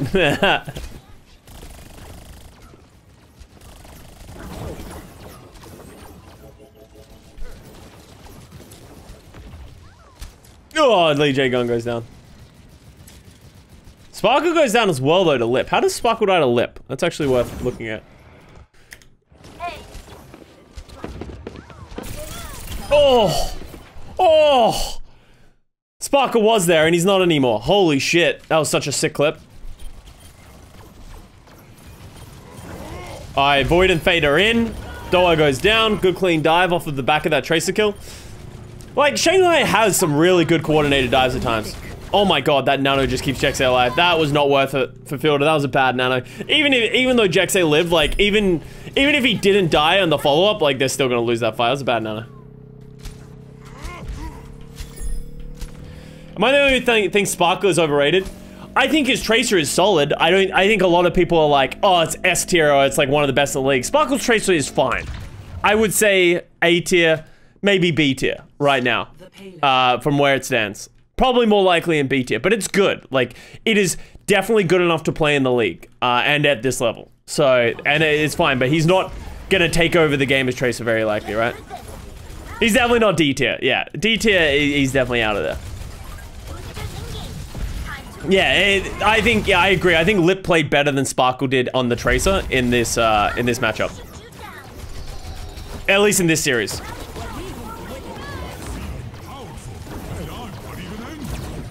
Oh, Doa gets the better of Fleta.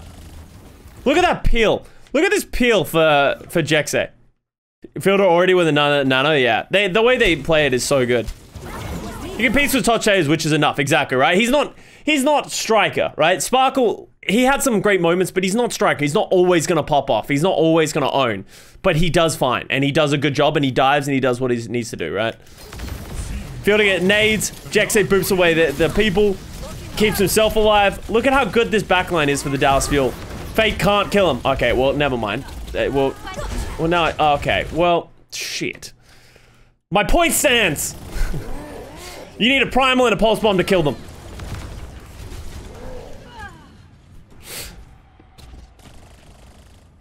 Damn it. Cast the curse, dude, legitimately. Repel was snubbed over Fielder. I don't think Repel is as good as Fielder. I don't agree with that hot take. Belly note. What do you guys think? Chat, what do you think? Fielder or Repel? Who do you play? We've seen a lot of both. Fielder. No, we don't need to do a poll. I think just an eye test, yeah. I think on Zen, Repel is probably better. I can see where you're coming from, but I agree with everyone else in the chat. I think Fielder is just...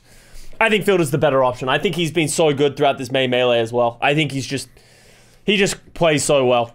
And it's the unfortunate reality that I think Repel is like, don't get me wrong, Repel is a great flex support and can play on any team. But I think when you have two great flex supports, it's like the San Francisco Shock like problem, right? Is like, it's hard to justifiably play Repel when Fielder is popping off so much on the Ana. So we're gonna get a Diva Bomb engaged by Void. I don't know how I feel about that Diva Bomb engage for this exact reason. It feels like they could easily... It did cost the copy. Fleta copies and then... I feel like Fleta should have gone more aggressive. But I guess, hey, here we go. Oh. It's fine. Jexay and Fielder are unkillable, right, guys? Alright, what's going on over here? We're fighting on like 9 different fronts. Diva Bomb by Fearless. Oh.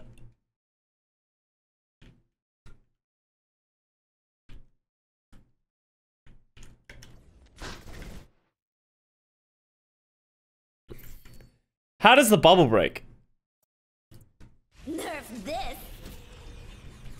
Does it break through normal... Yo, look at this coordination. Look at this. Look at this call. This didn't break through normal means. It didn't break because this is literally them wait. Yeah, this is them shooting it. Look, we got, Doha. Shoot the bubble, shoot the bubble, shoot the bubble. We got Hanbin, shoot the bubble, shoot the bubble, shoot the bubble. Sparkle, not shooting the bubble. God damn it, Sparkle. But they kill the bubble just in time and it gets fake killed. Like, that's a big play. That's good coordination. That's like hard to coordinate in the middle of a chaotic team fight. It was at that moment I fucked up. Yeah, true. Doa pops out of nowhere to focus it. Yeah. And that's what you need to do, right? That's great coordination. Like, there's a lot of teams that like just don't kill the bubble in that situation.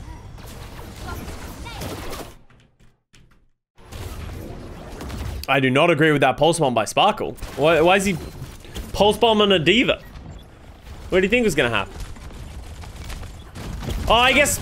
Oh, he was going for the Ana. He almost got that mech actually as well. Sparkle loves that good old fadeaway. Blink behind them, fadeaway pulse bomb. That seems to be his like specialty, you know? Which is actually a good play. Oh, Fate just got fucking boomed. Fielder gets caught by the pulse bomb.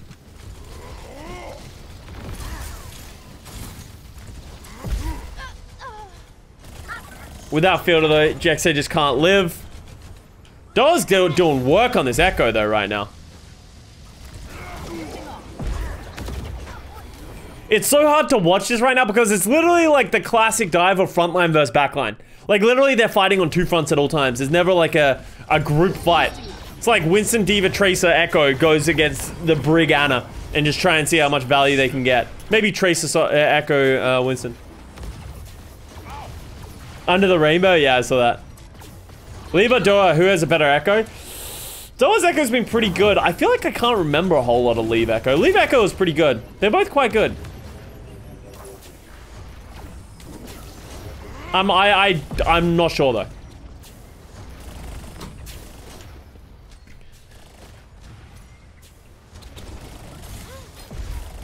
Jexay gets... where's Fielder? I talk up you guys, and then you're just gonna go feed on me? Jexay bashes lip. Fielder drops. Jexay tries to drop. Actually, a great body block by Fate. Why does Fate primal? Fielder drops. Which is, it feels like that needs to be coordinated earlier when that happens, because Jexay bashes in as Fielder drops. Why does Fate primal here? That seems like such a waste.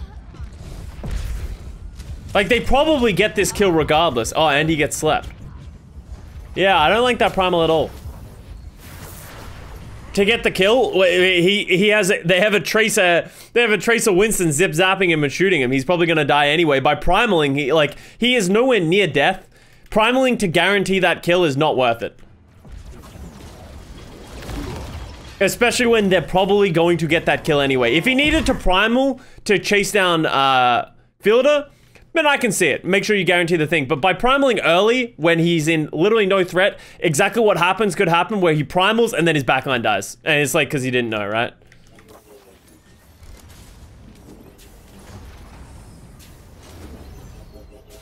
Like, obviously, there are some times in which you want to be able to primal early without, when you're not fear of death, so you can, like, guarantee a kill. But I don't, like, so you can push them away or something like that. But that didn't feel like one of those moments. Who knows? As I said, I'm a trash Winston. So maybe there's something that, like, Fate knows that I don't with the tech there. Or, like, maybe with how much healing Jexay was going to do with his zap, he might not be able to get through him. Or maybe he thought Fielder was about to get a heal on him.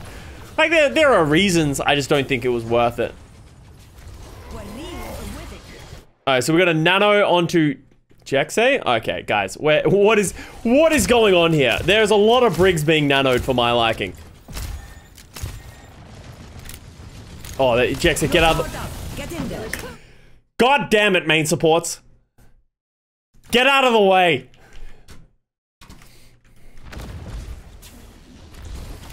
First Lee J gun, now Jexay. That was actually very costly for them. They had to use D bomb because of how poor that was.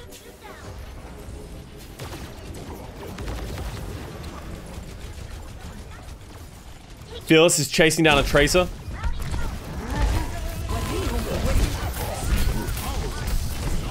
Faye gets nanoed. Faye gets nanoed on the way out. Is interesting. Is Faye gonna die here? What's going on here? Oh yeah, he's gonna die. So they nano to keep him alive. It's just bad timing with the time that Sparkle also gets the pulse bomb on Lee J gun, and Fate doesn't have that jump, right? He used his jump to get away. So another kind of a waste on the nano. Can you make sense to why Winstons have been primaling so much after nanoed? You gotta remember there is still a damage boost on it. So I know that some people, if they have the people in a corner, they like to primal early so that they can, like, you can do 200 damage almost instantly with a nano primal.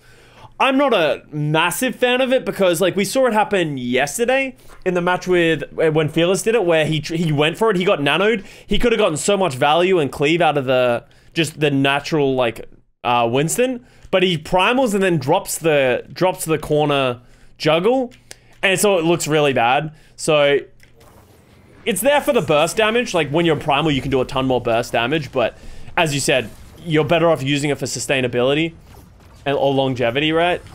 Over just trying to get an instant burst, right?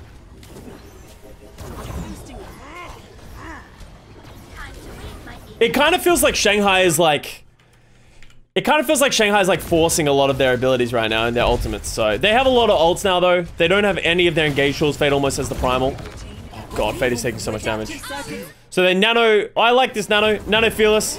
Also get in your Echo Winston. This should get somebody killed. Yeah, there goes Flutter. I would have preferred to have seen Lee J-Gon not use the rally there. And just accept that was lost.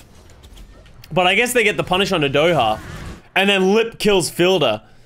We've all seen that pulse bomb 19 times, I think. So, hey, maybe the call by Lee Jagon was right. Good primal onto Jexay. Fearless gets caught as well. Oh, Jexay juggled back in by Fate. That was very well done. Oh, they're not going to get the punish though. So we're in final fight territory. Dragons lose a lot of their ults to get to where they are now. But they just, yeah, if they can just keep going aggressive, keep punishing. This was really good tempo by Shanghai Dragons here. It really just put Dallas through a spin. So, hey. As I said, I wasn't 100% agreeing with that Lee Jagon rally, but it ends up winning them the round. So, that's why he's in the Overwatch League. Is this the match, the game where Flutter copies Ana on Dorado? No. Dorado? Not sure. I don't remember it on Dorado. I think the worst Ana copy we saw was at the end of Gibraltar when he copied that Ana. Like, they literally all they needed was damage to, like, if he just went to a Winston, even a Diva, if he switched to a Diva, he could have got the Diva bomb and then bombed on the cart. That could have given them that edge. And he just, like, switched to an Ana, missed everything, couldn't heal anybody, and then just, like, didn't even get a nano out. In the last fight. Okay, we'll have to have a look. I think that was in the grand finals though. This is the winners finals. Ready for battle.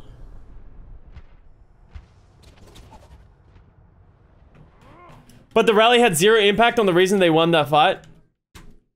At the end there? On that last Blizzard World? No, you see, you think that, but because he rallied, it allowed them to play somewhat aggressive and then get the punish onto Doha. So as much as it didn't save Fleta, it consolidated the rest of his team so that they could play aggressively and punish Doha. And because they punished Doha, they then got that forward tempo, right? Because they got that forward tempo, Fate can primal in. All of a sudden able to juggle Fearless back into the team. All of a sudden able to juggle Jexay back into the team. Creates this, like, compounding effect of value from, like, an initial rally. As much as it didn't save anybody, it enabled his team to play more aggressive and a faster tempo.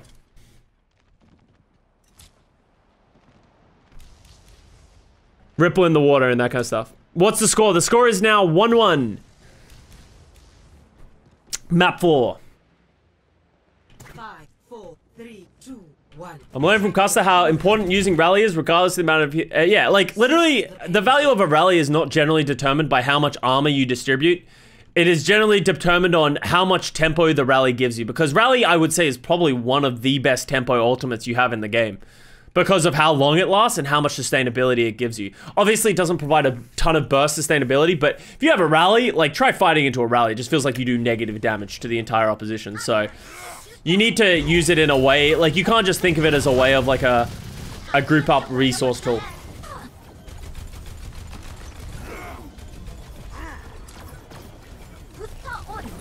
So, we are seeing the exact same comms come again, except Sparkle's on the Tracer and Fleta is on the Echo. Doa dies.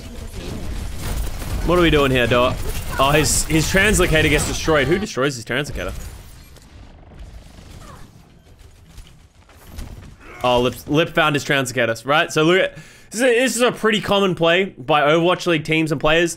You find the Translocator, you call, hey, I found the Translocator, let me know when Doa comes out of stealth. As soon as Doa comes out of stealth, starts shooting Void calls for it. Lip breaks his Translocator, all of a sudden Doa's fucked. So, great play with the Dragons, pretty classic one. That's generally why you put your Translocator somewhat close to your team or very well hidden.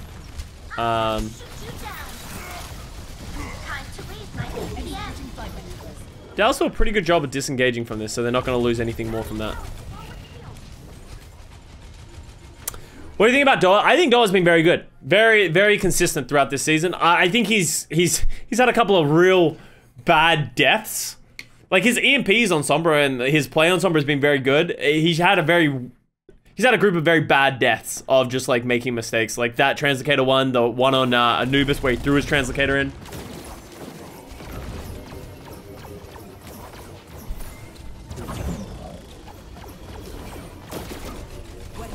I usually sit there and wait for someone to translocate, and that's why I'm silver and not an outplayer. So they nano Fearless in to get tempo back, get position back. Fearless doesn't really get a lot with that, so pretty poor choice by... Oh, okay. Never mind. Dallas find a way to make it work. The Izayaki nano on the way out was pretty bad. Like, it's going to be impossible for Fate to get any value out of this nano. And I would say that's probably a pretty consistent theme throughout this series so far, is it feels like Fearless is getting way more value out of his nanos, out of his primals, out of the coordination of their dive, in comparison to Fate. I would say that Fate's nanos and primals have been very hit and miss. Just with the timing that they get thrown out and stuff like that. Doubting Fearless, yeah.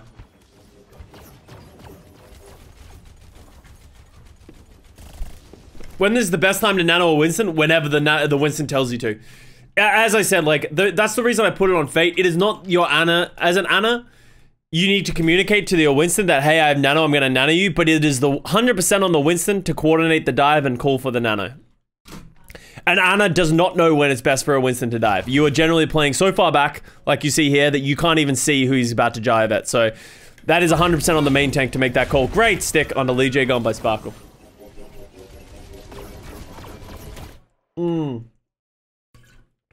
Good dive on the other hand.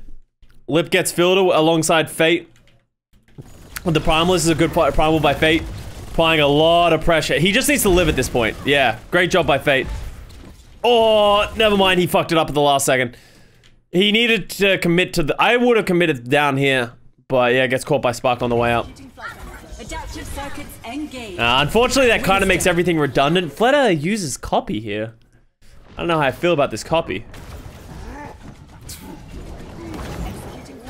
Thinks he's gonna die. Yeah, thinks he's gonna die. Copies, but they've already lost Fate, so it's gonna be hard to do anything with this copy. Oh, good EMP actually. Change the tempo. EMP, like you could see Dallas aren't ready for that. I wasn't even ready for that. That was a great play. Honestly, great play by Dragons of making it work, right? Oh yeah, just fucks up the tanks. Yeah, great play by Fleta. Oh! Oh! He lived! Oh, Fleta's nuts! That was actually sick. Well played by the Shanghai Dragons. That was just great teamwork and great individual play. Oh, Jexay, no! Jexay, no! What is that? That was an awful rally. Time to raise my APM. Like, even if they rally and he doesn't die, like, all it helps them is they disengage. I guess they get to keep some positioning, which is okay, but I think you would much rather just, like, die there and then re-engage with rally. Like, that's gonna lose them so much tempo and so much space. Because now they're team wiped and they don't have the rally. So, all the Dragons need to do is take the high ground, take the positioning. Take the high ground, take the positioning. Thank you. Yeah, Lee J Gunn had some bad rallies too, yeah. Alright, so let's see what we got here. We've generally seen a lot of Winstons dropping down here, zip zapping. Oh, I think I broke this down actually. No, I'm thinking of a different time. So great, I love this position from Fate. Like, I think this is such a smart position, especially when you have Izayaki here. Like, this seems like a set play that they already know that they want to get. If they can get this set up, they're in a good spot. Because Izayaki has a 9. I think the nano is too early though. The idea is good of they want a nano, but I feel like you need to wait for Fuel to commit to something more, because by nanoing here, he can't really go in this room. If he goes in this room, he's gonna die. And then, yeah. Wait, did Lee J Gon rally and die? Oh my god, what is happening?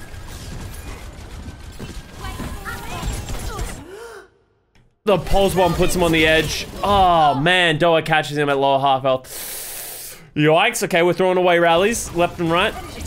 But yeah, as I said, Fate can't really get a lot done because they haven't left the room. Like, imagine if he was still here and that fight was breaking down, like, yeah. I don't know how I feel about that. I think the nano was a little early, but obviously the bigger issue is the Lee J Gon rally. Time to raise my APM. Focusing beam, man, yeah. You just... I think Echo really... This is why I think if we see this meta, like, in a world in which the hero pools don't affect this meta, I think you'll see a lot more teams play Echo. Something that I don't think NA utilized is we were so heavy into hit scan. The Echo...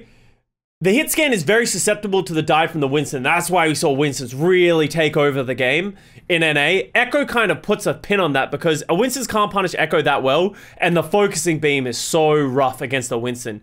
So, and then you also have the Echo copy against the opposition Winston. You can see how Doa and Phyllis have just been feeling like there's always a primal in their arsenal. So, I think if we stay in this meta going into into the June Joust, into the June tournament, then I think you'll see a lot more Echo.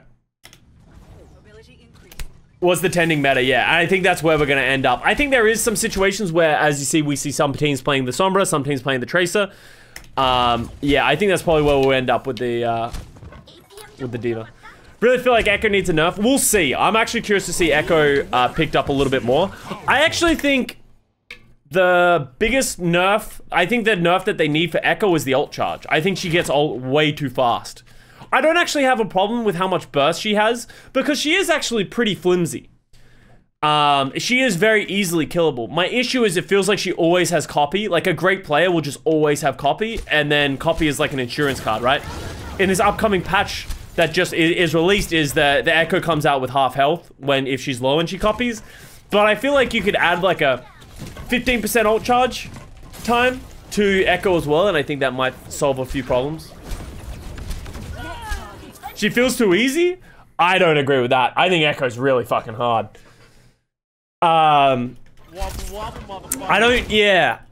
know if I'm 100% right with that. Like, maybe her kit is still too oppressive with the sticky bombs, with her left click, with her beam. But at least in from a macro sense, the number of just like copies that you get is just insane. Small cornballs, thank you very much for the fresh up. Welcome to the fam. I have no idea what's happening with Hero Pulse.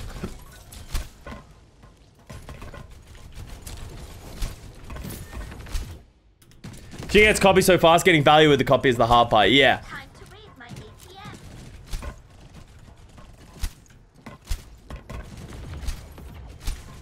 Just buff Torbjorn and have railguns. Dude, just give us Sojin already. I don't think anyone will complain. Fate Primals.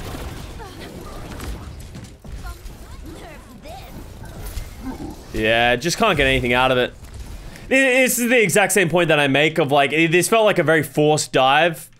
And it's just so far away that no one's gonna be able to help him. Like a good Brig and a good Ana are just never gonna let you get value out of that. Like, especially in Ana, like if you can nade yourself and then you get thrown a pack, literally you're full health. Like doesn't matter what else damage you've done. If you don't instantly kill them, they're not gonna die. What happened on the front line? Why that happened? Like why is nobody able to follow Fate? So they try and punish Hanbin. Great stick under the Izayaki by Sparkle. Oh, good sleep by Izayaki on the way out on the Fearless.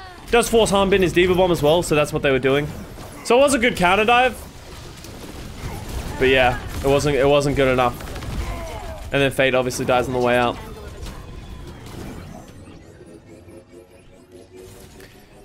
I think Echo just obsoletes Pharah. Yes, and yeah, I agree. I think there are situations in which Pharah can still be played, but if you're playing a Pharah Mercy and they go Echo Mercy, like I think Echo just has the ability to just fucking absolutely dominate it. The Pharah, I agree. It's just the idea of power creep, and I've talked about this before of heroes like Soldier 76, Pharah, McCree, their kits are so simple, and then they keep adding heroes like Echo, which just does exactly what this character does, plus more, right? And that's the idea of what Gray was just talking about of, Echo is a great dive hero, but also a great poking hero. So, does two different things, and not many heroes in the game do two of those things, or they can poke but can also dive incredibly effectively, right?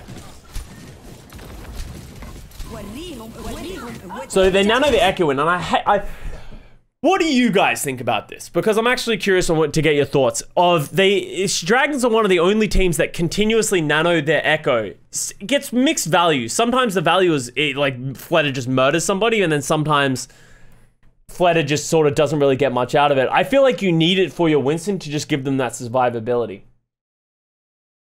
It's Fleta, innit? Yeah. Fleta diff? Like, I feel like it just makes it's one of those things of they're not investing resources into Fate to enable him to be effective.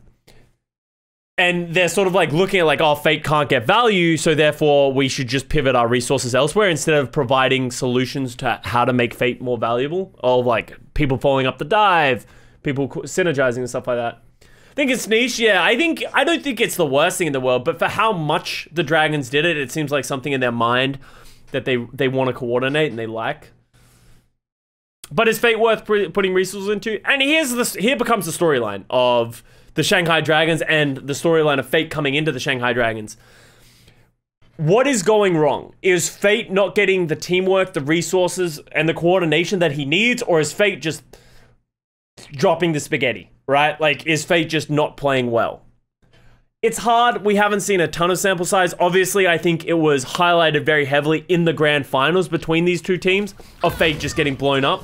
I'm looking forward to going back into it. From what we've seen so far this series about Fate is he's not getting the teamwork that he needs, but he's also not doing enough when he does get given the resources to justifiably make that. So it's a bit of both. in that respect, if you know what I mean. Of he's not getting the resource, but he's also not doing enough when he gets it. Winston.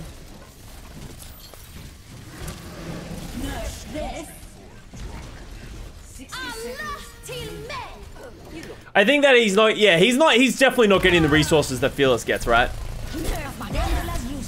Oh, lip. I swear to fucking God, I'm gonna lose it. I'm gonna scream. I'm actually gonna scream, Bo. I'm gonna scream. Yeah, me, I'm gonna scream. I'm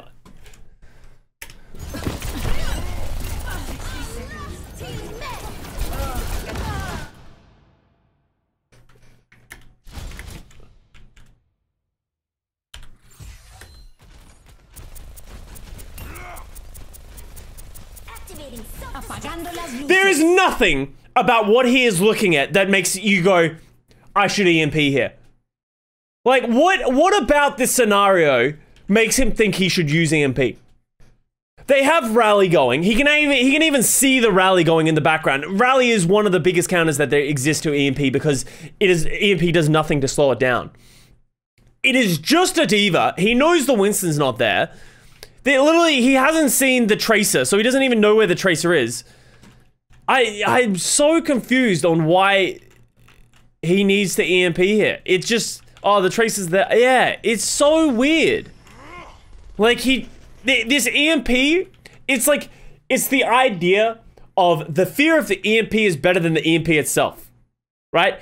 But he's not utilizing it. Just because he blows it, this actually gives Fuel a window to engage off of this EMP because all of a sudden, Fearless is like, fuck it, I'm free, dude. Gets onto Izayaki. Izayaki doesn't catch the sleep. Fleta dies. And Fate dies because they try and get value out. The EMP is literally getting his team killed. I don't know about that primal from Fearless. I don't think that was necessary, but... yeah, it's crazy to me that this is still happening. He's so good at Sombra. Yeah, he just can't EMP anyone to save his life. Whatever.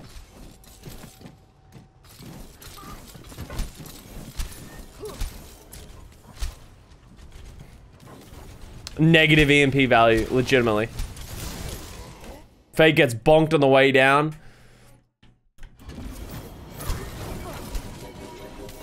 Flips out.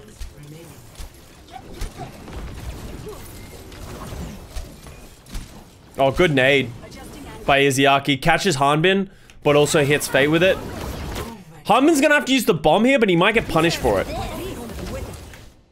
So we got a nano on Fate. It's actually gonna be high value. Fielder misses the sleep, which is really big. Great peel by Jexa. And this is sort of what I say, right? Like, it's hard to see the value of the Brig until you see it, but he gets the bash, he gets the boop. That gives Fielder time. Oh, Jexa, you still need to keep helping him, though. Did he get... okay. That was a good juggle by Fate. I think there's not a whole lot Jexa could have done. Jexa could have kept peeling, but... the rally's so good for Lee Jae-gon. Fearless and Hanbin aren't going to be able to do anything.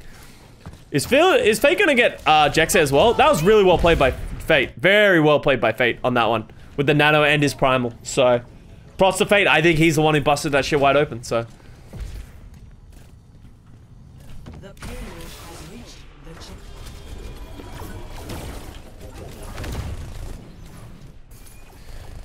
Didn't Fate have a mad primal play? I'm not sure. I can't remember if he did. Fate gets Fielder now. Oh yeah, Fate be zip zapping now. I actually think they might have gotten a little too aggressive. They're getting the push anyway, but I think they're about to lose positioning over this. They got the copy. You take that. I think Doa didn't need to use that. So the replay. We'll keep an eye out for it. Oh boy. Who's ready? Oh, Jexa. Actually, let's watch this Doa feed because I remember seeing a replay of this. This is just this is a fat old feed by like Doa, just hanging out at their spawn doors.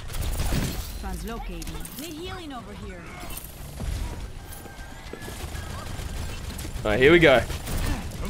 Here we go. Yeah, he wanted. Yeah, it's just trying to get too much value out of an ultimate, right? And then by trying to get a ton of value. Oh, there we go. There's a good individual hack. I like it. So they get an individual hack, throw the... I don't really like these Diva Bomb engages from Shanghai. I really don't like them. I feel like, especially in a meta like this, right, where they have an Echo, Tracer, Winston, Diva, Brig, Ana, like, almost everybody can dodge it. The only people you can really catch is, like, the Ana. And he almost did. Field is like, fuck! But, yeah, it doesn't catch him. The rally from Jexace does go in. Oh! Pleasantly surprised with this EMP.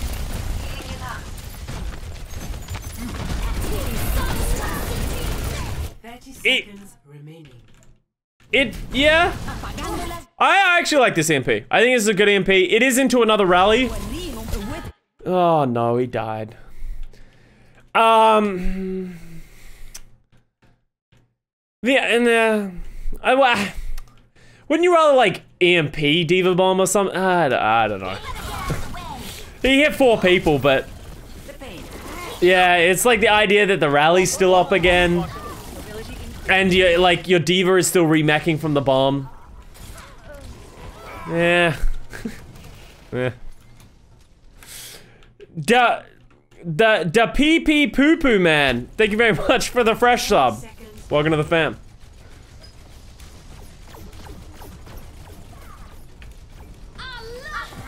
I was hoping that. Oh yeah, Lee J going rallies to touch the point. If he can live, doesn't get the live. Nano on the Fate. Gets bonked.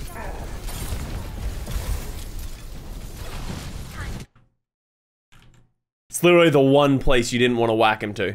What?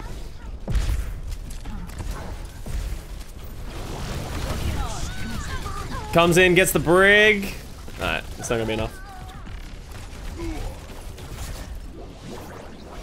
It was only a YouTube Andy for too long. Hey, I'm glad you're hanging out and enjoying the Twitch VODs.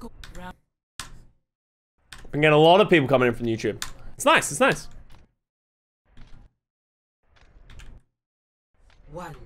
You guys get to see me mold in real time. Oh shit, where am I gone? Get from YouTube, poggers. There's been a lot of people come from YouTube, so it's been fun. Lip, hold my cue. Oh god, Lip's still on Sombra. May the Lord have mercy. My first Twitch sub. Hey, I am Marty. Thank you very much. Glad you're enjoying it. Alright, jumps down. Watch point can be so hard to cap. Third point is very hard to cap. The problem with watch point is like every point has its like massive issues, right? Like if the car gets to here, it can get very hard to cap. If the defensive team gets to the top of the ship, it's very hard to cap. And the third point where like they can have like their backline like split back left and back right with so close spawns, it does get very hard to cap. And Gibraltar is one of the hardest points to like fully cap, right? YouTube is sad, yeah, I know that feel. Is mold mad plus bowling? Yeah, I think it was originally, but now it's just a term of just bowling.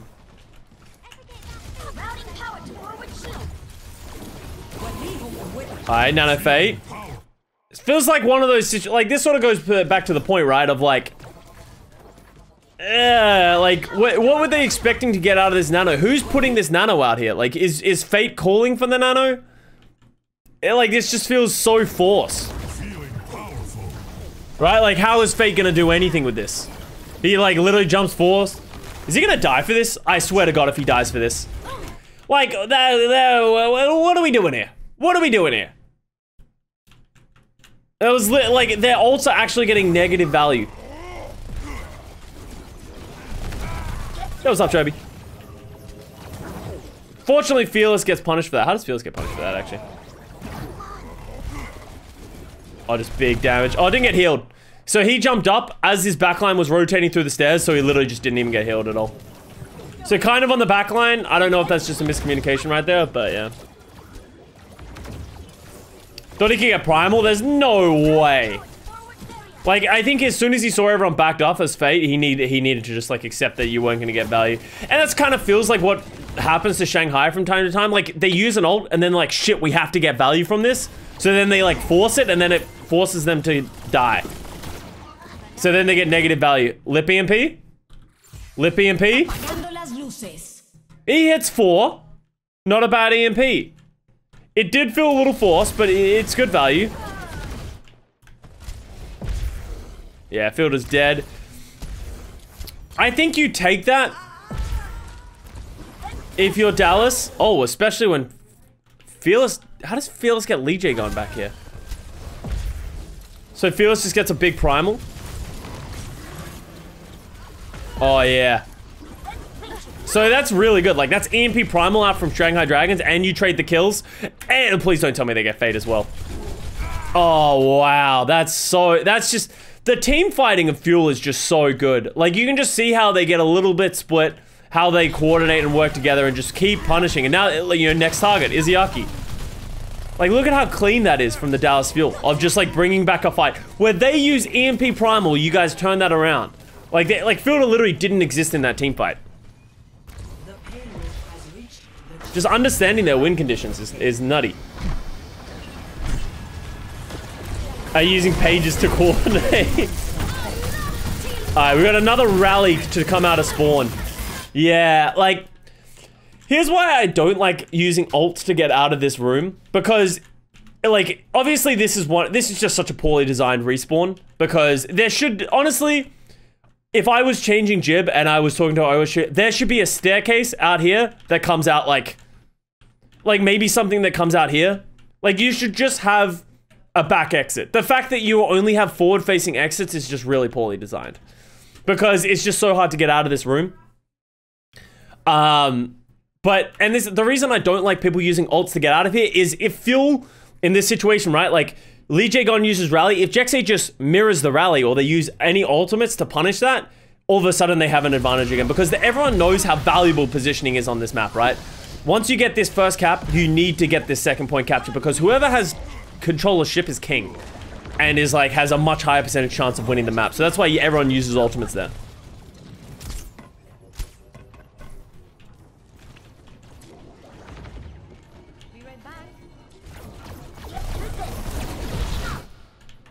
Okay, what are we doing here? So, like, look at this setup. Fielder, Jexay got the ship. Han been protecting them. Fate goes up. Oh, dude, Jexay's actually been so good with these bonks. I feel like we haven't noticed that anywhere near as much from Lee Jae-gon getting these big bonks onto Fearless when he's diving. But it feels like Jexay's always getting Fate with these.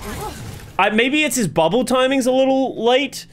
But he just keeps getting bonked and it's costing them so much. So then Fleta goes up, also gets bonked down. Then Fate comes back up. Oh my god, Jexay's a fucking hero, dude. Oh god.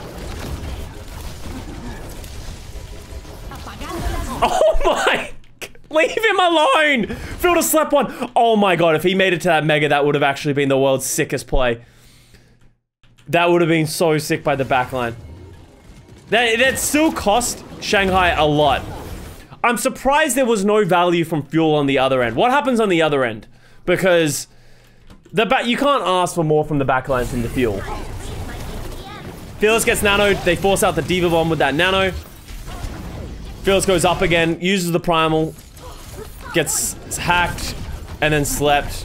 Yeah, so just the dive of the Fuel didn't really work. Lip uses an EMP. EMP was not bad. EMP really puts, as I said, sort of stops this aggressive push and makes sure they're backline. So that was actually really well played by the Dragons in terms of their backline and their frontline. Honestly, Fate and Fleta did a lot. It was an expensive fight to win, but you just, you know, end of second point, you got to use it, right? So it was expensive for the Fuel as well. But Fuel will have an ult advantage once they get their rally, once they get their Diva Bomb and the Echo copy. I think that's the win condition, right? Fearless was hacked, slept, hacked again, then bashed, yeah. Phil's main tank, man.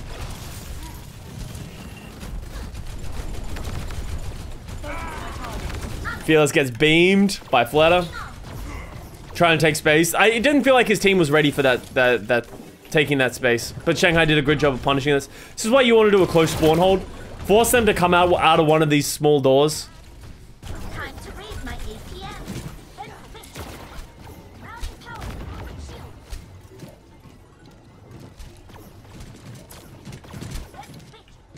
How does Fuel get out of these doors? Forgot how long this match was. It is a long match. This is a good Diva Bomb engage. As much as I talk about I don't like Diva Bomb engages, if you're gonna make it out one of these doors, like, you have to use an ultimate. They're gonna use Diva Bomb and Rally to get up here. Lee J Gun's in trouble. Oh, I think Fearless thought that there was gonna be a heal coming somewhere. Nano from Fate is gonna get nullified by the Rally.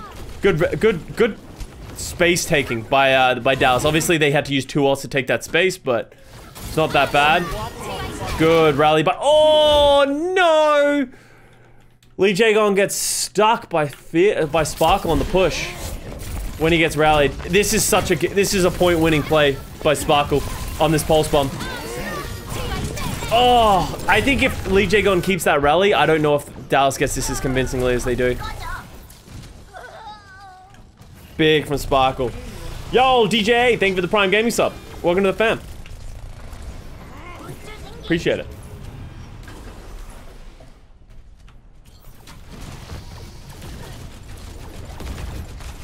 I think while Sparkle isn't the best, he grew the most this tournament. I think he just proved to a lot of people that he can play Tracer at this level. And I don't think... A lot of us were doubting him, myself included, right? When I put him in D. Like, I thought he would be able to play it, but I didn't think he'd be able to hang with, you know, with the best. And he showed he can, so all the power to him, dude. Sparkle's just fucking continuously proving that he's just got more tricks up his sleeve. He told you, he let me know about it as well. Lee Jae-gon gets caught again. I don't know, you know, we talk about like Jexay Fielder, right? These guys are always just world's best friends. Like, they're always peeling for each other. I feel like we haven't seen that from Lee Jae-gon and Izayaki. I feel like they're on different wavelengths, and it's not even Izayaki getting killed, which is interesting. It's actually Lee Jae-gon who's the one who's getting punished for a lot of these disconnects. So, just not really as much on the same page with their backline. And that's just, like, look at this shit. You got 2 Winstons and Diva diving your backline. You need to be flawless. Lip's gonna counter EMP when Lee Jae-gon's already dead against 2 Winstons and a Diva. I just don't think this is ever the play. And he only hits the Diva as well. He hits the Winston as well. He hits Fearless. Oh, actually, that was a manual hack. So Fearless Primal's the manual hack. Yeah, no, just another bad EMP from Lip. You see Sparkle's tweet? Yeah, I saw Sparkle's tweet. He wasn't happy with me. As I said, that shit's alpha. I like that shit. If I'm gonna call you bad in a VOD review and you catch wind of that shit, then obviously if I don't have merit, call me a piece of shit, and that's fine. But I feel like I never talk down about players unless I feel like there's a lot of evidence and merit behind it, right? I don't like talking bad about players, especially when people is just like, I was a player. Some people just like would say shit and I'm like, that's the world's dumbest shit I've ever heard. I feel like I do that, like I don't do that with merit. I don't like doing tier lists. Like when I did that Tracer tier list and I put Sparkle at D tier, I don't like doing tier lists because it's impossible to really have a good sense of where everyone is. But I love that Sparkle, instead of tweeting at me when I made that shit, he just became a fucking god and then won the May Melee and then tweeted at me. He just alphaed up. He just fucking proved me wrong and then tweeted back at me. That's how you do it. You prove someone wrong by... You disagree with someone, you counter someone's point by just being fucking sick. And that's what Sparkle did, so I love to see it. Alright, Nano by Fearless. Fearless gets Fletter with that Nano as well. You're really good about ending with, but I hope he can change my mind. Well, that's always the way, right? Like, I feel like you shouldn't just be overly negative about someone. And, like, I don't have a personal grudge against anyone in the league. I literally don't. I, like, even I have history, right? With, like, I have a lot of history with, like, Fate, right? But even then, like, I'm super optimistic about Fate. And I feel like I'm giving him, like, a lot of leeway here to, like, do that kind of stuff. Like, I don't have any personal quarrels with literally anyone in the league. It's like, literally, I'm only looking at the way that they're playing the game. And that's gonna go to Dallas Fuel. Custa hates Fate. Custa hates Sparkle. Oh no, I'm being exposed. I was streaming Casters to Masters right now. Oh yeah, I did hear that they were planning on doing something like that. It's cool. Custa shoulder check Fate. Can't believe I got in a fist fight with Fate.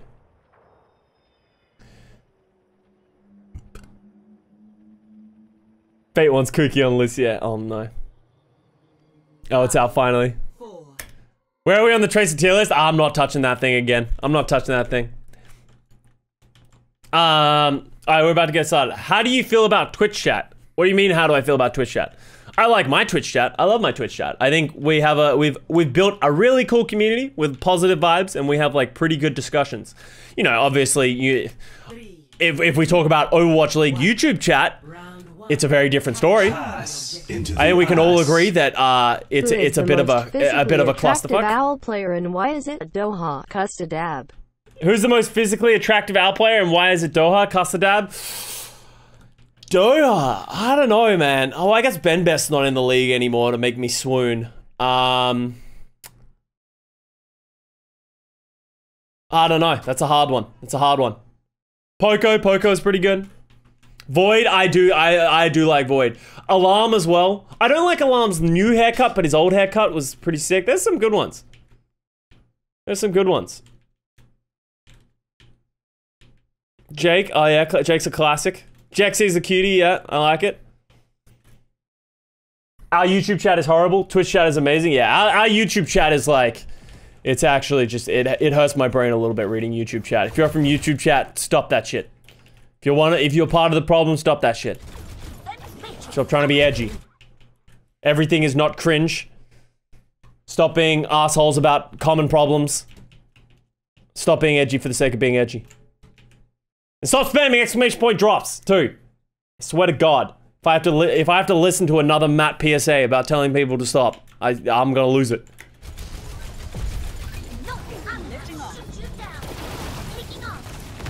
Oh God, Jexy just bashed off the edge. Alright, so now we're going on to Gardens. We have Tracer Echo coming from both teams. Literally mirror matchup from both teams. So we're gonna see how this plays out. Dallas gets positioning first.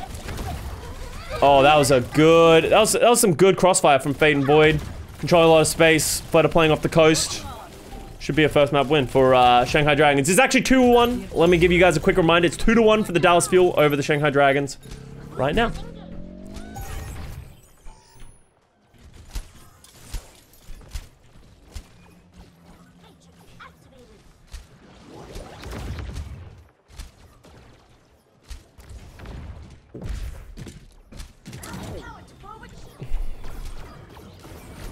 Alright, so Dallas Fuel coming back in.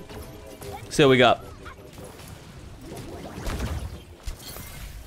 You just got called out on YouTube? What do you mean I got called out on YouTube? Oh, on the casters to masters? What happened? They're talking shit? They better not be talking shit. That does sound like something that they would do though. I expect to get hit with a bunch more jabs. Oh, Jexay gets caught by Lip again. The Lip Tracer is proving to be, once again, alpha. Your DPS is bad enough to play with the casters according to all the talent? Hey, man. They're just throwing jabs. As I said, I'm a 4K DPS player. One of them gets the 4K DPS, I'll let them talk shit about me. Until that happens, I don't want to hear nothing. I don't want to hear nothing. Paddock says Matt is better. You know, Paddock. I carried him to GM, and this is the thanks I get. Sparkle gets caught on the dive. So we got Fate Primal, Fate Nano, Echo, Flutter Echo. That's the end of the ball game right there. It's just too many ults for the Fuel. Fuel comes back with ult advantage though. This is the final. This is the semis. Yeah, that's true. How many of them have run away from Moomer on Soldier on this exact point, huh? GM, Masters player, my ass.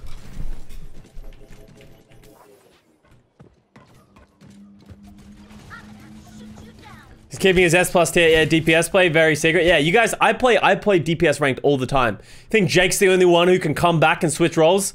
Jake made it look easy switching to support. I'm gonna make it look easy switching to DPS. Catch me 2022. LA Valiant Custa, Redemption Arc. On DPS. Torbjorn Specialist. Alright, Pulse Bomb by Lip again! Onto another support. Dude, Lip is like hard carrying this team right now. Hot take, Custer is a D tier Tracer. Dude, the fact that if I'm even on that list. I think I was on my list as you utterly trash. Dude, Lip is just actually tearing Dallas Fuel apart right now with this Tracer. Doa and Fearless, though, have something to say about it as a classic throughout the entirety of this series. Somehow, Doa and Fearless get it done once again. Why did you go to LA Valiant? Because Jake went back to the Houston Outlaws. Killed Jaxay specifically at least 5 times with Pulse Bomb on this map, yeah. Alright, so big turnaround from the fuel.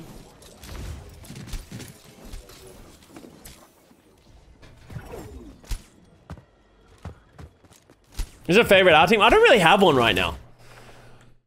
I don't really have a favorite Overwatch League team.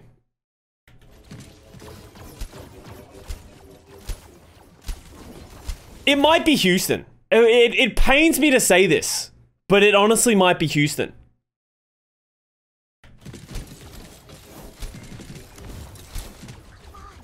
I think I just really want to see Dante pop off, and like I like Dante, KSF, and then like I love the new additions of Django and Piggy.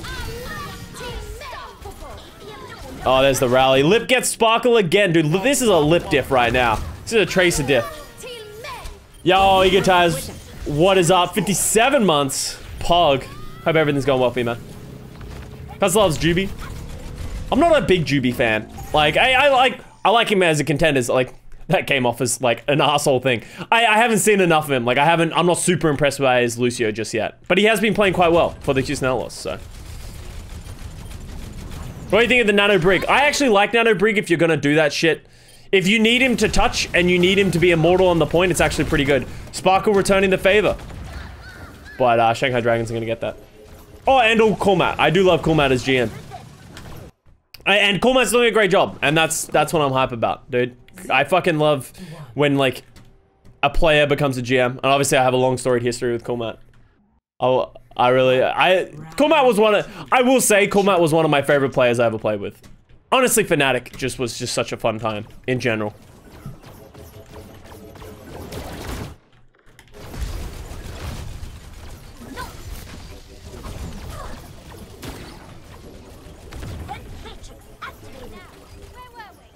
Fnatic days, If only y'all ever got into Team House, dude.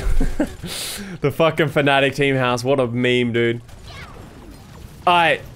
Felix jumps in. They got positioning. Dallas somehow just controlled the whole map. Just getting too much damage in.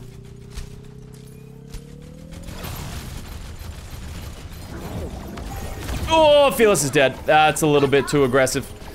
Like, they didn't need to go that aggressive at that point. That was good. That was honestly good discipline by the Shanghai Dragons. Like, not feeling like they needed to overcommit in that situation. They just played it slow, gave them the point, and then just counter-dive when it came to it. But Dallas getting a little too big for their britches right there. So the 10k channel loot box. Oh, that's just, I should probably disable that. That was when I was playing. I have like a ton of loot boxes in Overwatch that I just never opened, so that's what it was for. Yeah, everyone does a little bit of feeding here and there, you know? It's okay. It's okay.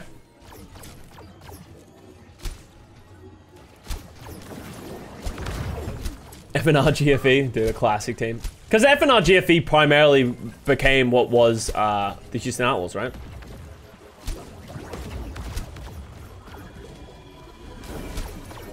Okay, so they're holding the doors. Like, here's another Fate Nano where it doesn't feel like they know what they're going for when they nano. Like, they nano, but he's so far away. It's just so telegraphed. Up. But then it doesn't matter because Lip is just gonna fucking kill them again. Dude, Lip is actually just fucking murdering these guys. Doha doesn't get value out of his primal. Felix doesn't really get value out, sorry, out of his copy. Felix doesn't get value out of his primal / nano. Ooh, Lip diff right now.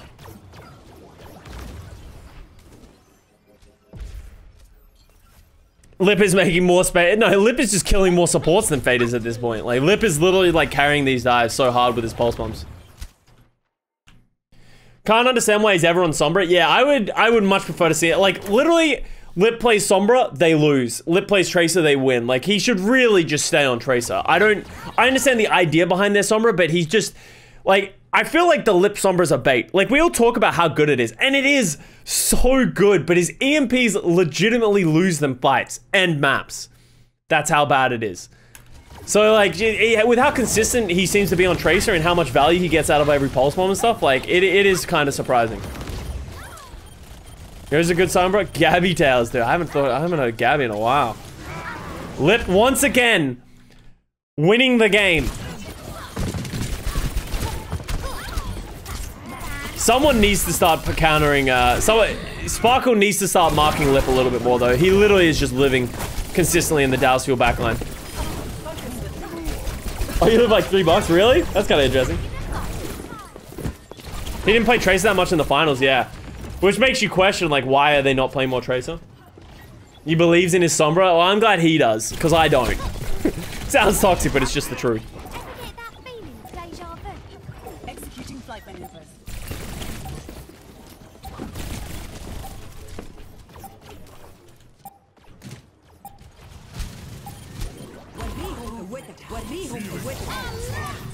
Alright, Fearless Nano, not very valuable. Does he get bopped by Lee J Gun?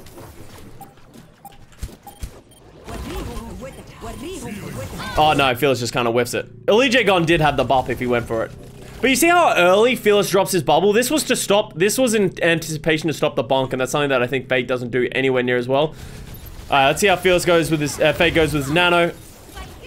Look at it, Doha's the one who was marking Lip here, by the way. Look at this, Doha's the one protecting his backline. Well, Sparkle killed their backline, so fuck it, all the power to him. Sparkle being like, anything you can do, I can do better. Well, not better. Anything you can do, I can do the same. Has a lot less of a ring to it, but point still stands.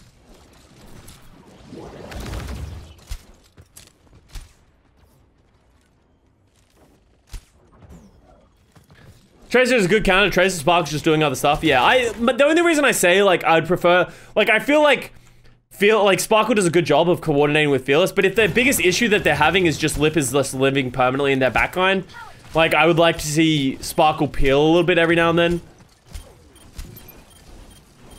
Because that's what, like, players like Striker do the best, right? Is he changes up his style. He's not always just blind aggressive. Fearless goes in again, gets countered by Jexay. Actually, I've been really impressed with Jexay Brig so far in this series. He's done such a good job of countering Fate. Alright, never mind. He fucking botched that. As soon as I compliment him, he kind of just falls to his death. Great dive by Fleta, Lip, and Fate.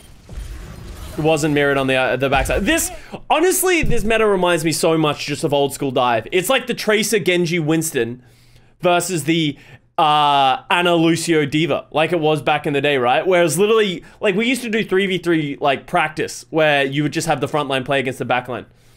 And it's just like, hey, can the back line live versus the front line?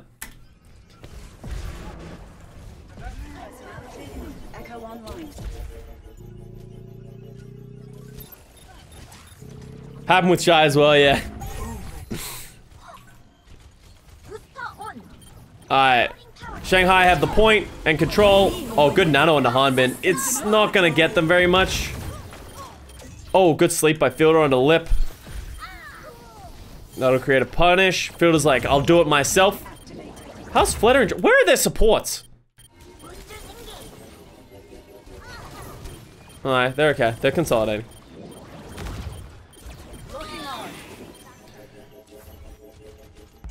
Flutter Primal's Fearless on the map. Yeah, we all saw that in the on the live feed. Alright, 2-2. Map 6 for all the marbles. Ready for battle.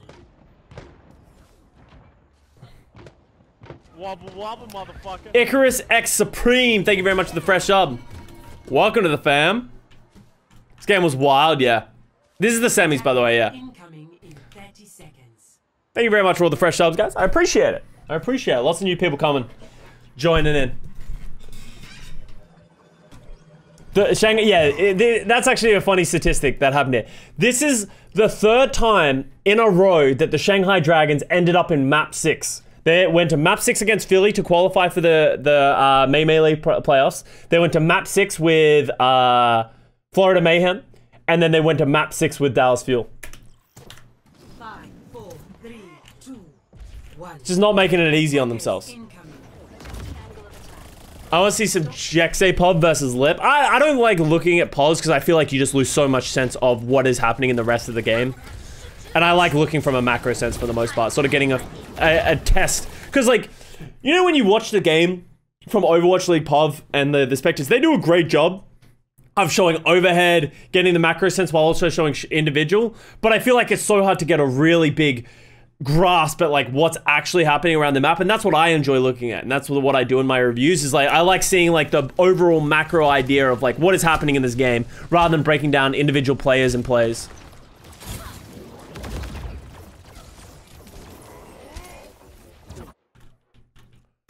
Pretty good dive. Should hopefully get them a lot of space. This has got to be careful about dropping like that. Gets away with it.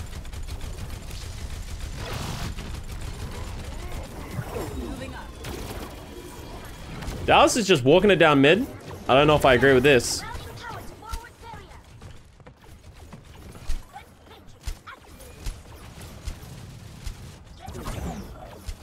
Pew, pew, pew.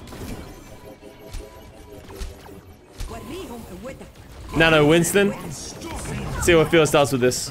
Doesn't really have many targets to go for, so he's punching Void.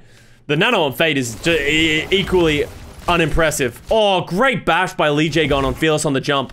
Fearless tries to jump back and gets bashed. And then Lip, just doing Lip things, man. How does he... He must have some of the most consistent pulse bombs that we saw in this. Just one clips him, six him, dodges the bash, just... God, he's so good. It's crazy that we haven't seen more Tracer, Lip Tracer.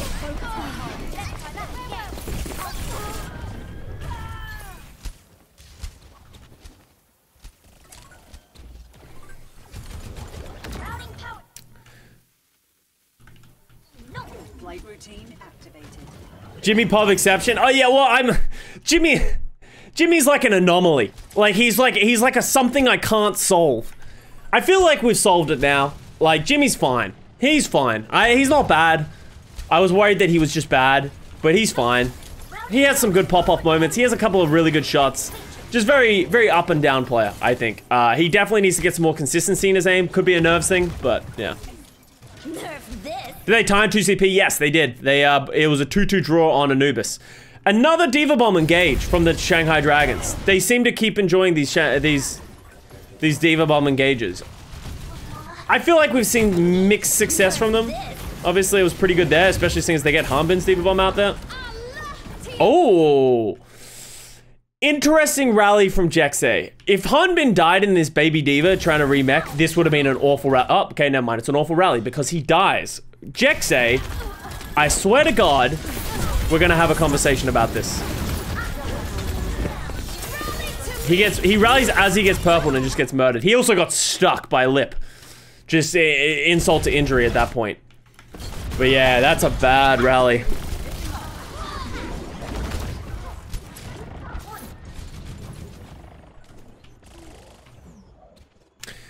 I'm scared that Pine will become inconsistent like Jimmy. Jimmy does play in a very similar style to, you know, old school Pine, where goes for a lot of flashy plays, goes for a lot of interesting decisions, but hits a lot of crazy flick shots from what we've seen so far.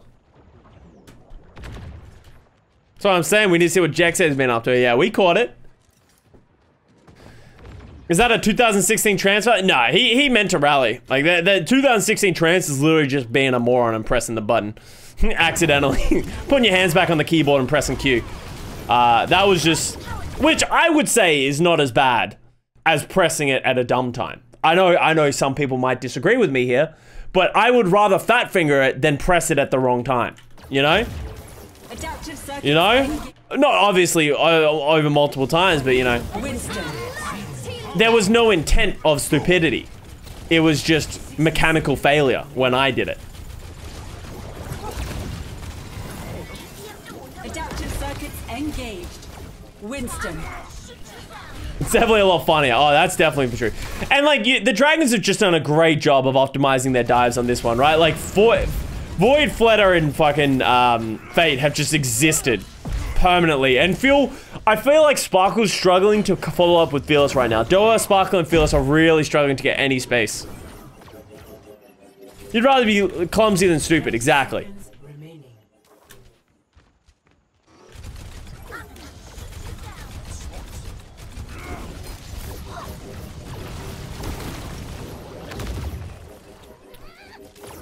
I like that Dragon set up for another, like, I love that they set up aggressive again. Instead of being like, oh shit, they have the car, like, we don't have any ults. They play aggressive to try and force Dallas to use an ultimate too early. So here comes Fearless with the Winston in, gets slept by Izayaki, good sleep. Forces the primal. Fearless shouldn't be able to get anything out of this. Yeah, he just actually gets murdered. Diva Bomb is good. Oh, catches Izayaki. I think Izayaki got the nano out onto Fleta as he's dying, which is a big deal.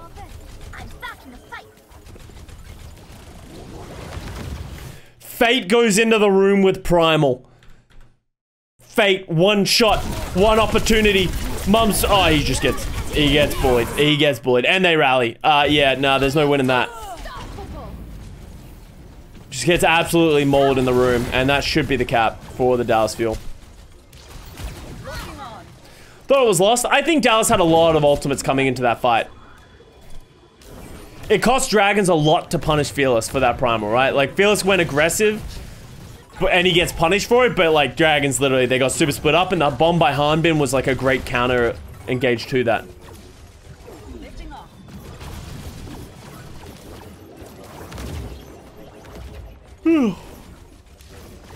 As a Dragons fan, yeah, you're like, that was so close to a full hold.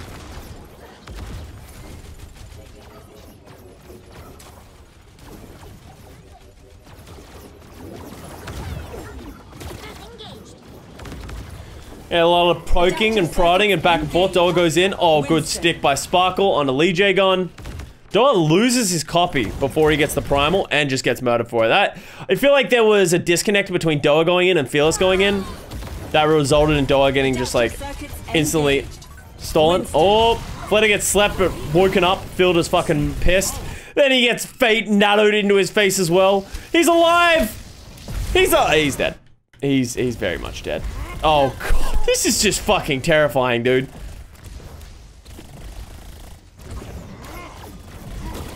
Hanbin's still existing. Doa's back, kills Fate.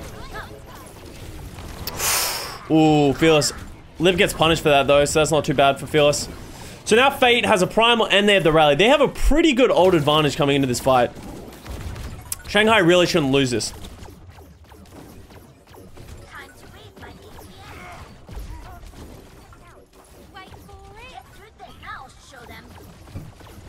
Sparkle Whistle Pulse Bomb. But they do manage to get Fleta in this corner. Fate gets... Who gets nanoed? Doha gets nanoed. Interesting. We don't see many Doha nanos. Fate should get a primal here. See if he's going to get value out of it. Does get Fielder. Nice play. The rally... Lee J Gon just needs to live. Alright, his rally's done now, so he's probably going to die. Void dies. Lip gets Hanbin.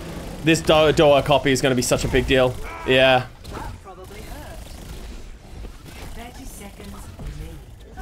I think Fuel getting their primal and their copy at the right time, like, just gave them enough sustainability to win through that fight. Even though Fielder died, like, the healing wasn't necessary because they had those ultimates, right? They still won, yeah. And it's just, as I said, it's just on the back of them having the primal, them having the echo copy. They don't need the healing from Fielder. Dragons committed so much to get the punish onto Fielder that, but it ended up being ineffective.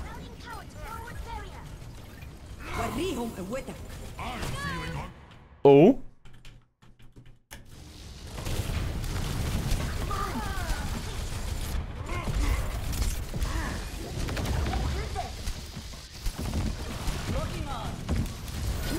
Alright, Hanbin goes in, press the bomb. Oh, Sparkle.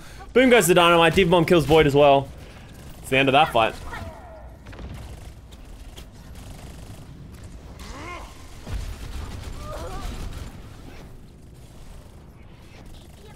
There it is. 60 seconds. VOD of Yaki versus Sideshow. I don't want to watch someone just get beaten to death. That was not even close. Like, I was hoping Sideshow would at least, like, hit a rocket here and there, and he just didn't. Like, he literally just got bullied. He hit 5 rockets in the whole time. Once again, the only kill he got was when Yaki took a dive. Oh, wow. Fate kind of feeds there. Adaptive circuits This is a final, this is a semi-final, so obviously double Winston dive, round 2. Jexay and Fielder, once again, on a different wavelength of what they're gonna do here. Fielder drops while Jexay stays up. Fate does just get murdered there for free. But yeah, Fleta with the Primal should be able to slow it down. They have spawn advantage. 30 seconds remaining. Nerf this.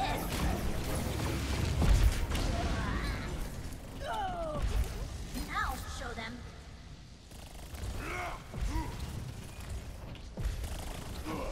Bombs away. Time to raise my APM. Alright, down he goes. Shoot you down. Routing tower to forward shield. Adaptive circuits engaged. Diva. Overtime. My APM. Tracer Winston Primal. Upgrade detected. Oh, Jexay missed the bop. But yeah, there's just too many ults by Dragons. Dragons actually played that really well. Fate not primaling on his previous death was actually such an important decision to make, right? Like, he didn't feel like he needed to primal. And because they held that, like, it kind of feels like Fueled kind of like debated themselves by like thinking they could keep winning that fight. Score 0-2. Switching sides.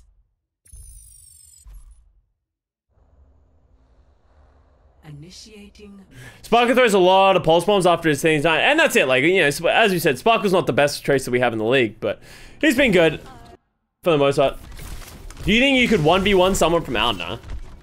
Like, there are people like me. Like, when I was a main support, like, I've never been that good at DPS, right? Like, even when I, like, was at my owl peak, I would still probably have been 4,200 DPS. Like, I've never been super good at DPS. Like, I used to 1v1 Carib all the time. Like, Carib is a very mechanically talented flex support, but we'd do the 1v1s where it's like you have the Tracer Mirror, then you have the Soldier Mirror, then you have that kind of stuff, like that kind of shit. I beat Carib, like, twice. Like, first to 7, I beat Carib, like, twice. Just couldn't beat him. It was great. It was great warm-up and stuff like that, but I just couldn't beat him. Mechanics have never been my strong suit, I'm not gonna lie. And I think that shouldn't come as a surprise to anybody.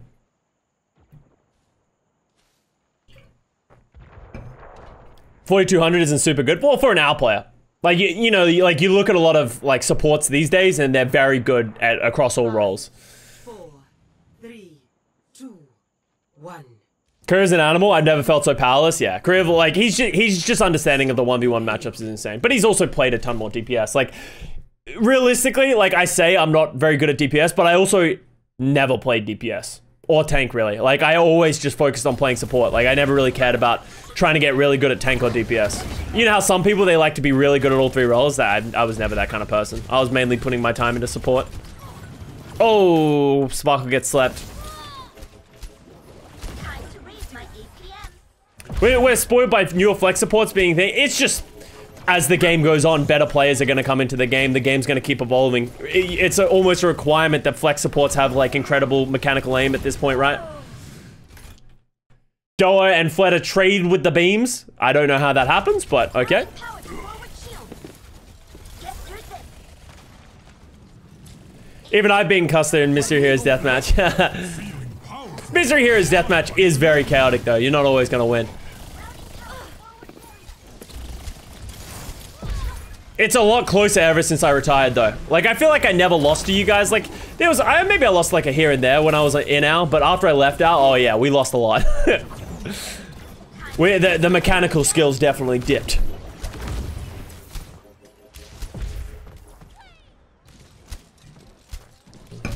Flight routine activated. Alright. The best man wins, yeah. I feel like the fact that Karib can be in our lobbies and lose is enough of a justification that Mystery Heroes DM maybe isn't the biggest test of skill. Oh! Whiffs the pulse bomb. Good. I actually really like that rally by Jexay. Just literally makes the Nano Winston completely redundant. We see the same thing from Jexay. Sorry, from Lee Jae-gon. Hanbin goes for the drop down bomb and fucks it up, which is kind of bad. Void's bomb is also just as irrelevant.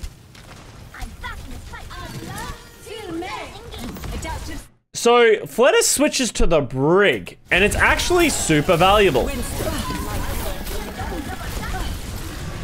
It actually got pretty good value. I don't know if you would, like, for the sustainability, but I don't know if you just prefer to Winston for the damage. Oh my god, Jexy's still alive. Great peel by Fielder. Fate goes down. Woo, that was an expensive fight for Dragons to lose. Remember when Sika got Tracer and went under 22? Yeah, there are some heroes that are just so good at Mystery Heroes.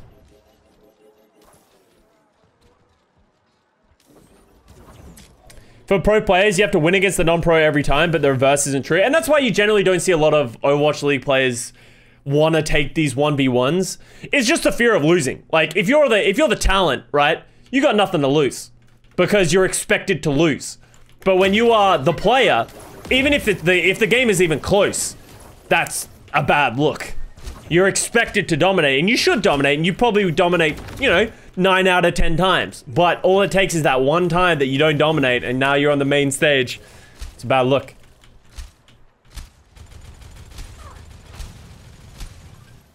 I will dominate Custa. Once again, another Fate Primal. Like, this feels very forced.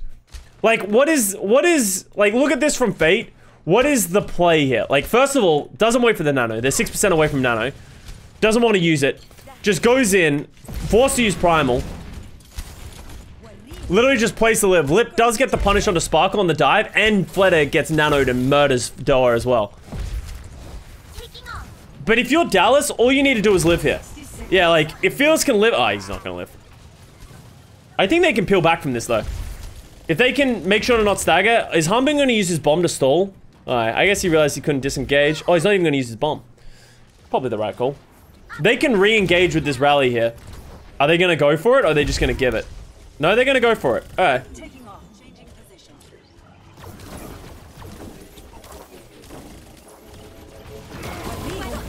Oh, the pulse bomb on the Lee J gun to start it off. That's such a big stick. How does Lee J gun get caught by this? Because this is what he should be looking for. He should expect a Tracer.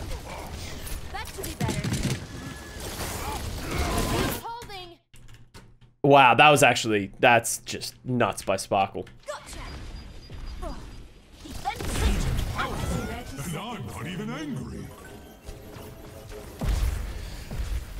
Look at Jexay didn't rally on that engage. Oh my god, he has bigger balls than I have. I would have almost certainly just used my rally on that re-engage. I can't believe Jexay didn't rally in. That's such a big save by Jexay to not use that rally. Came in from the window, yeah, D tier Tracer. 10 seconds remaining.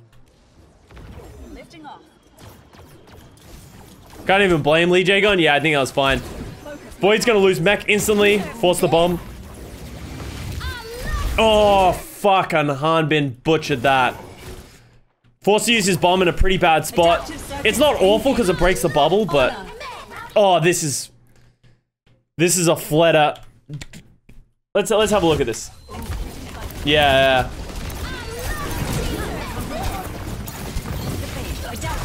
I think he's just worried about dying to this Diva Bomb. I think he realized he flew into it, and that's why he turns into the Ana. Literally just trying to get the iframes. Honestly, the nade's pretty big. But, you know, Jexay does have the rally going at this time as well, so... Adaptive circuits engaged. Nano fade in, jumps the wrong way. Because he goes left instead of right. Oh, Doa turns into the Brig. And gets an early rally. That rally's actually so big. Even Fate knows it. He's just trying to get him away from everybody else. Oh!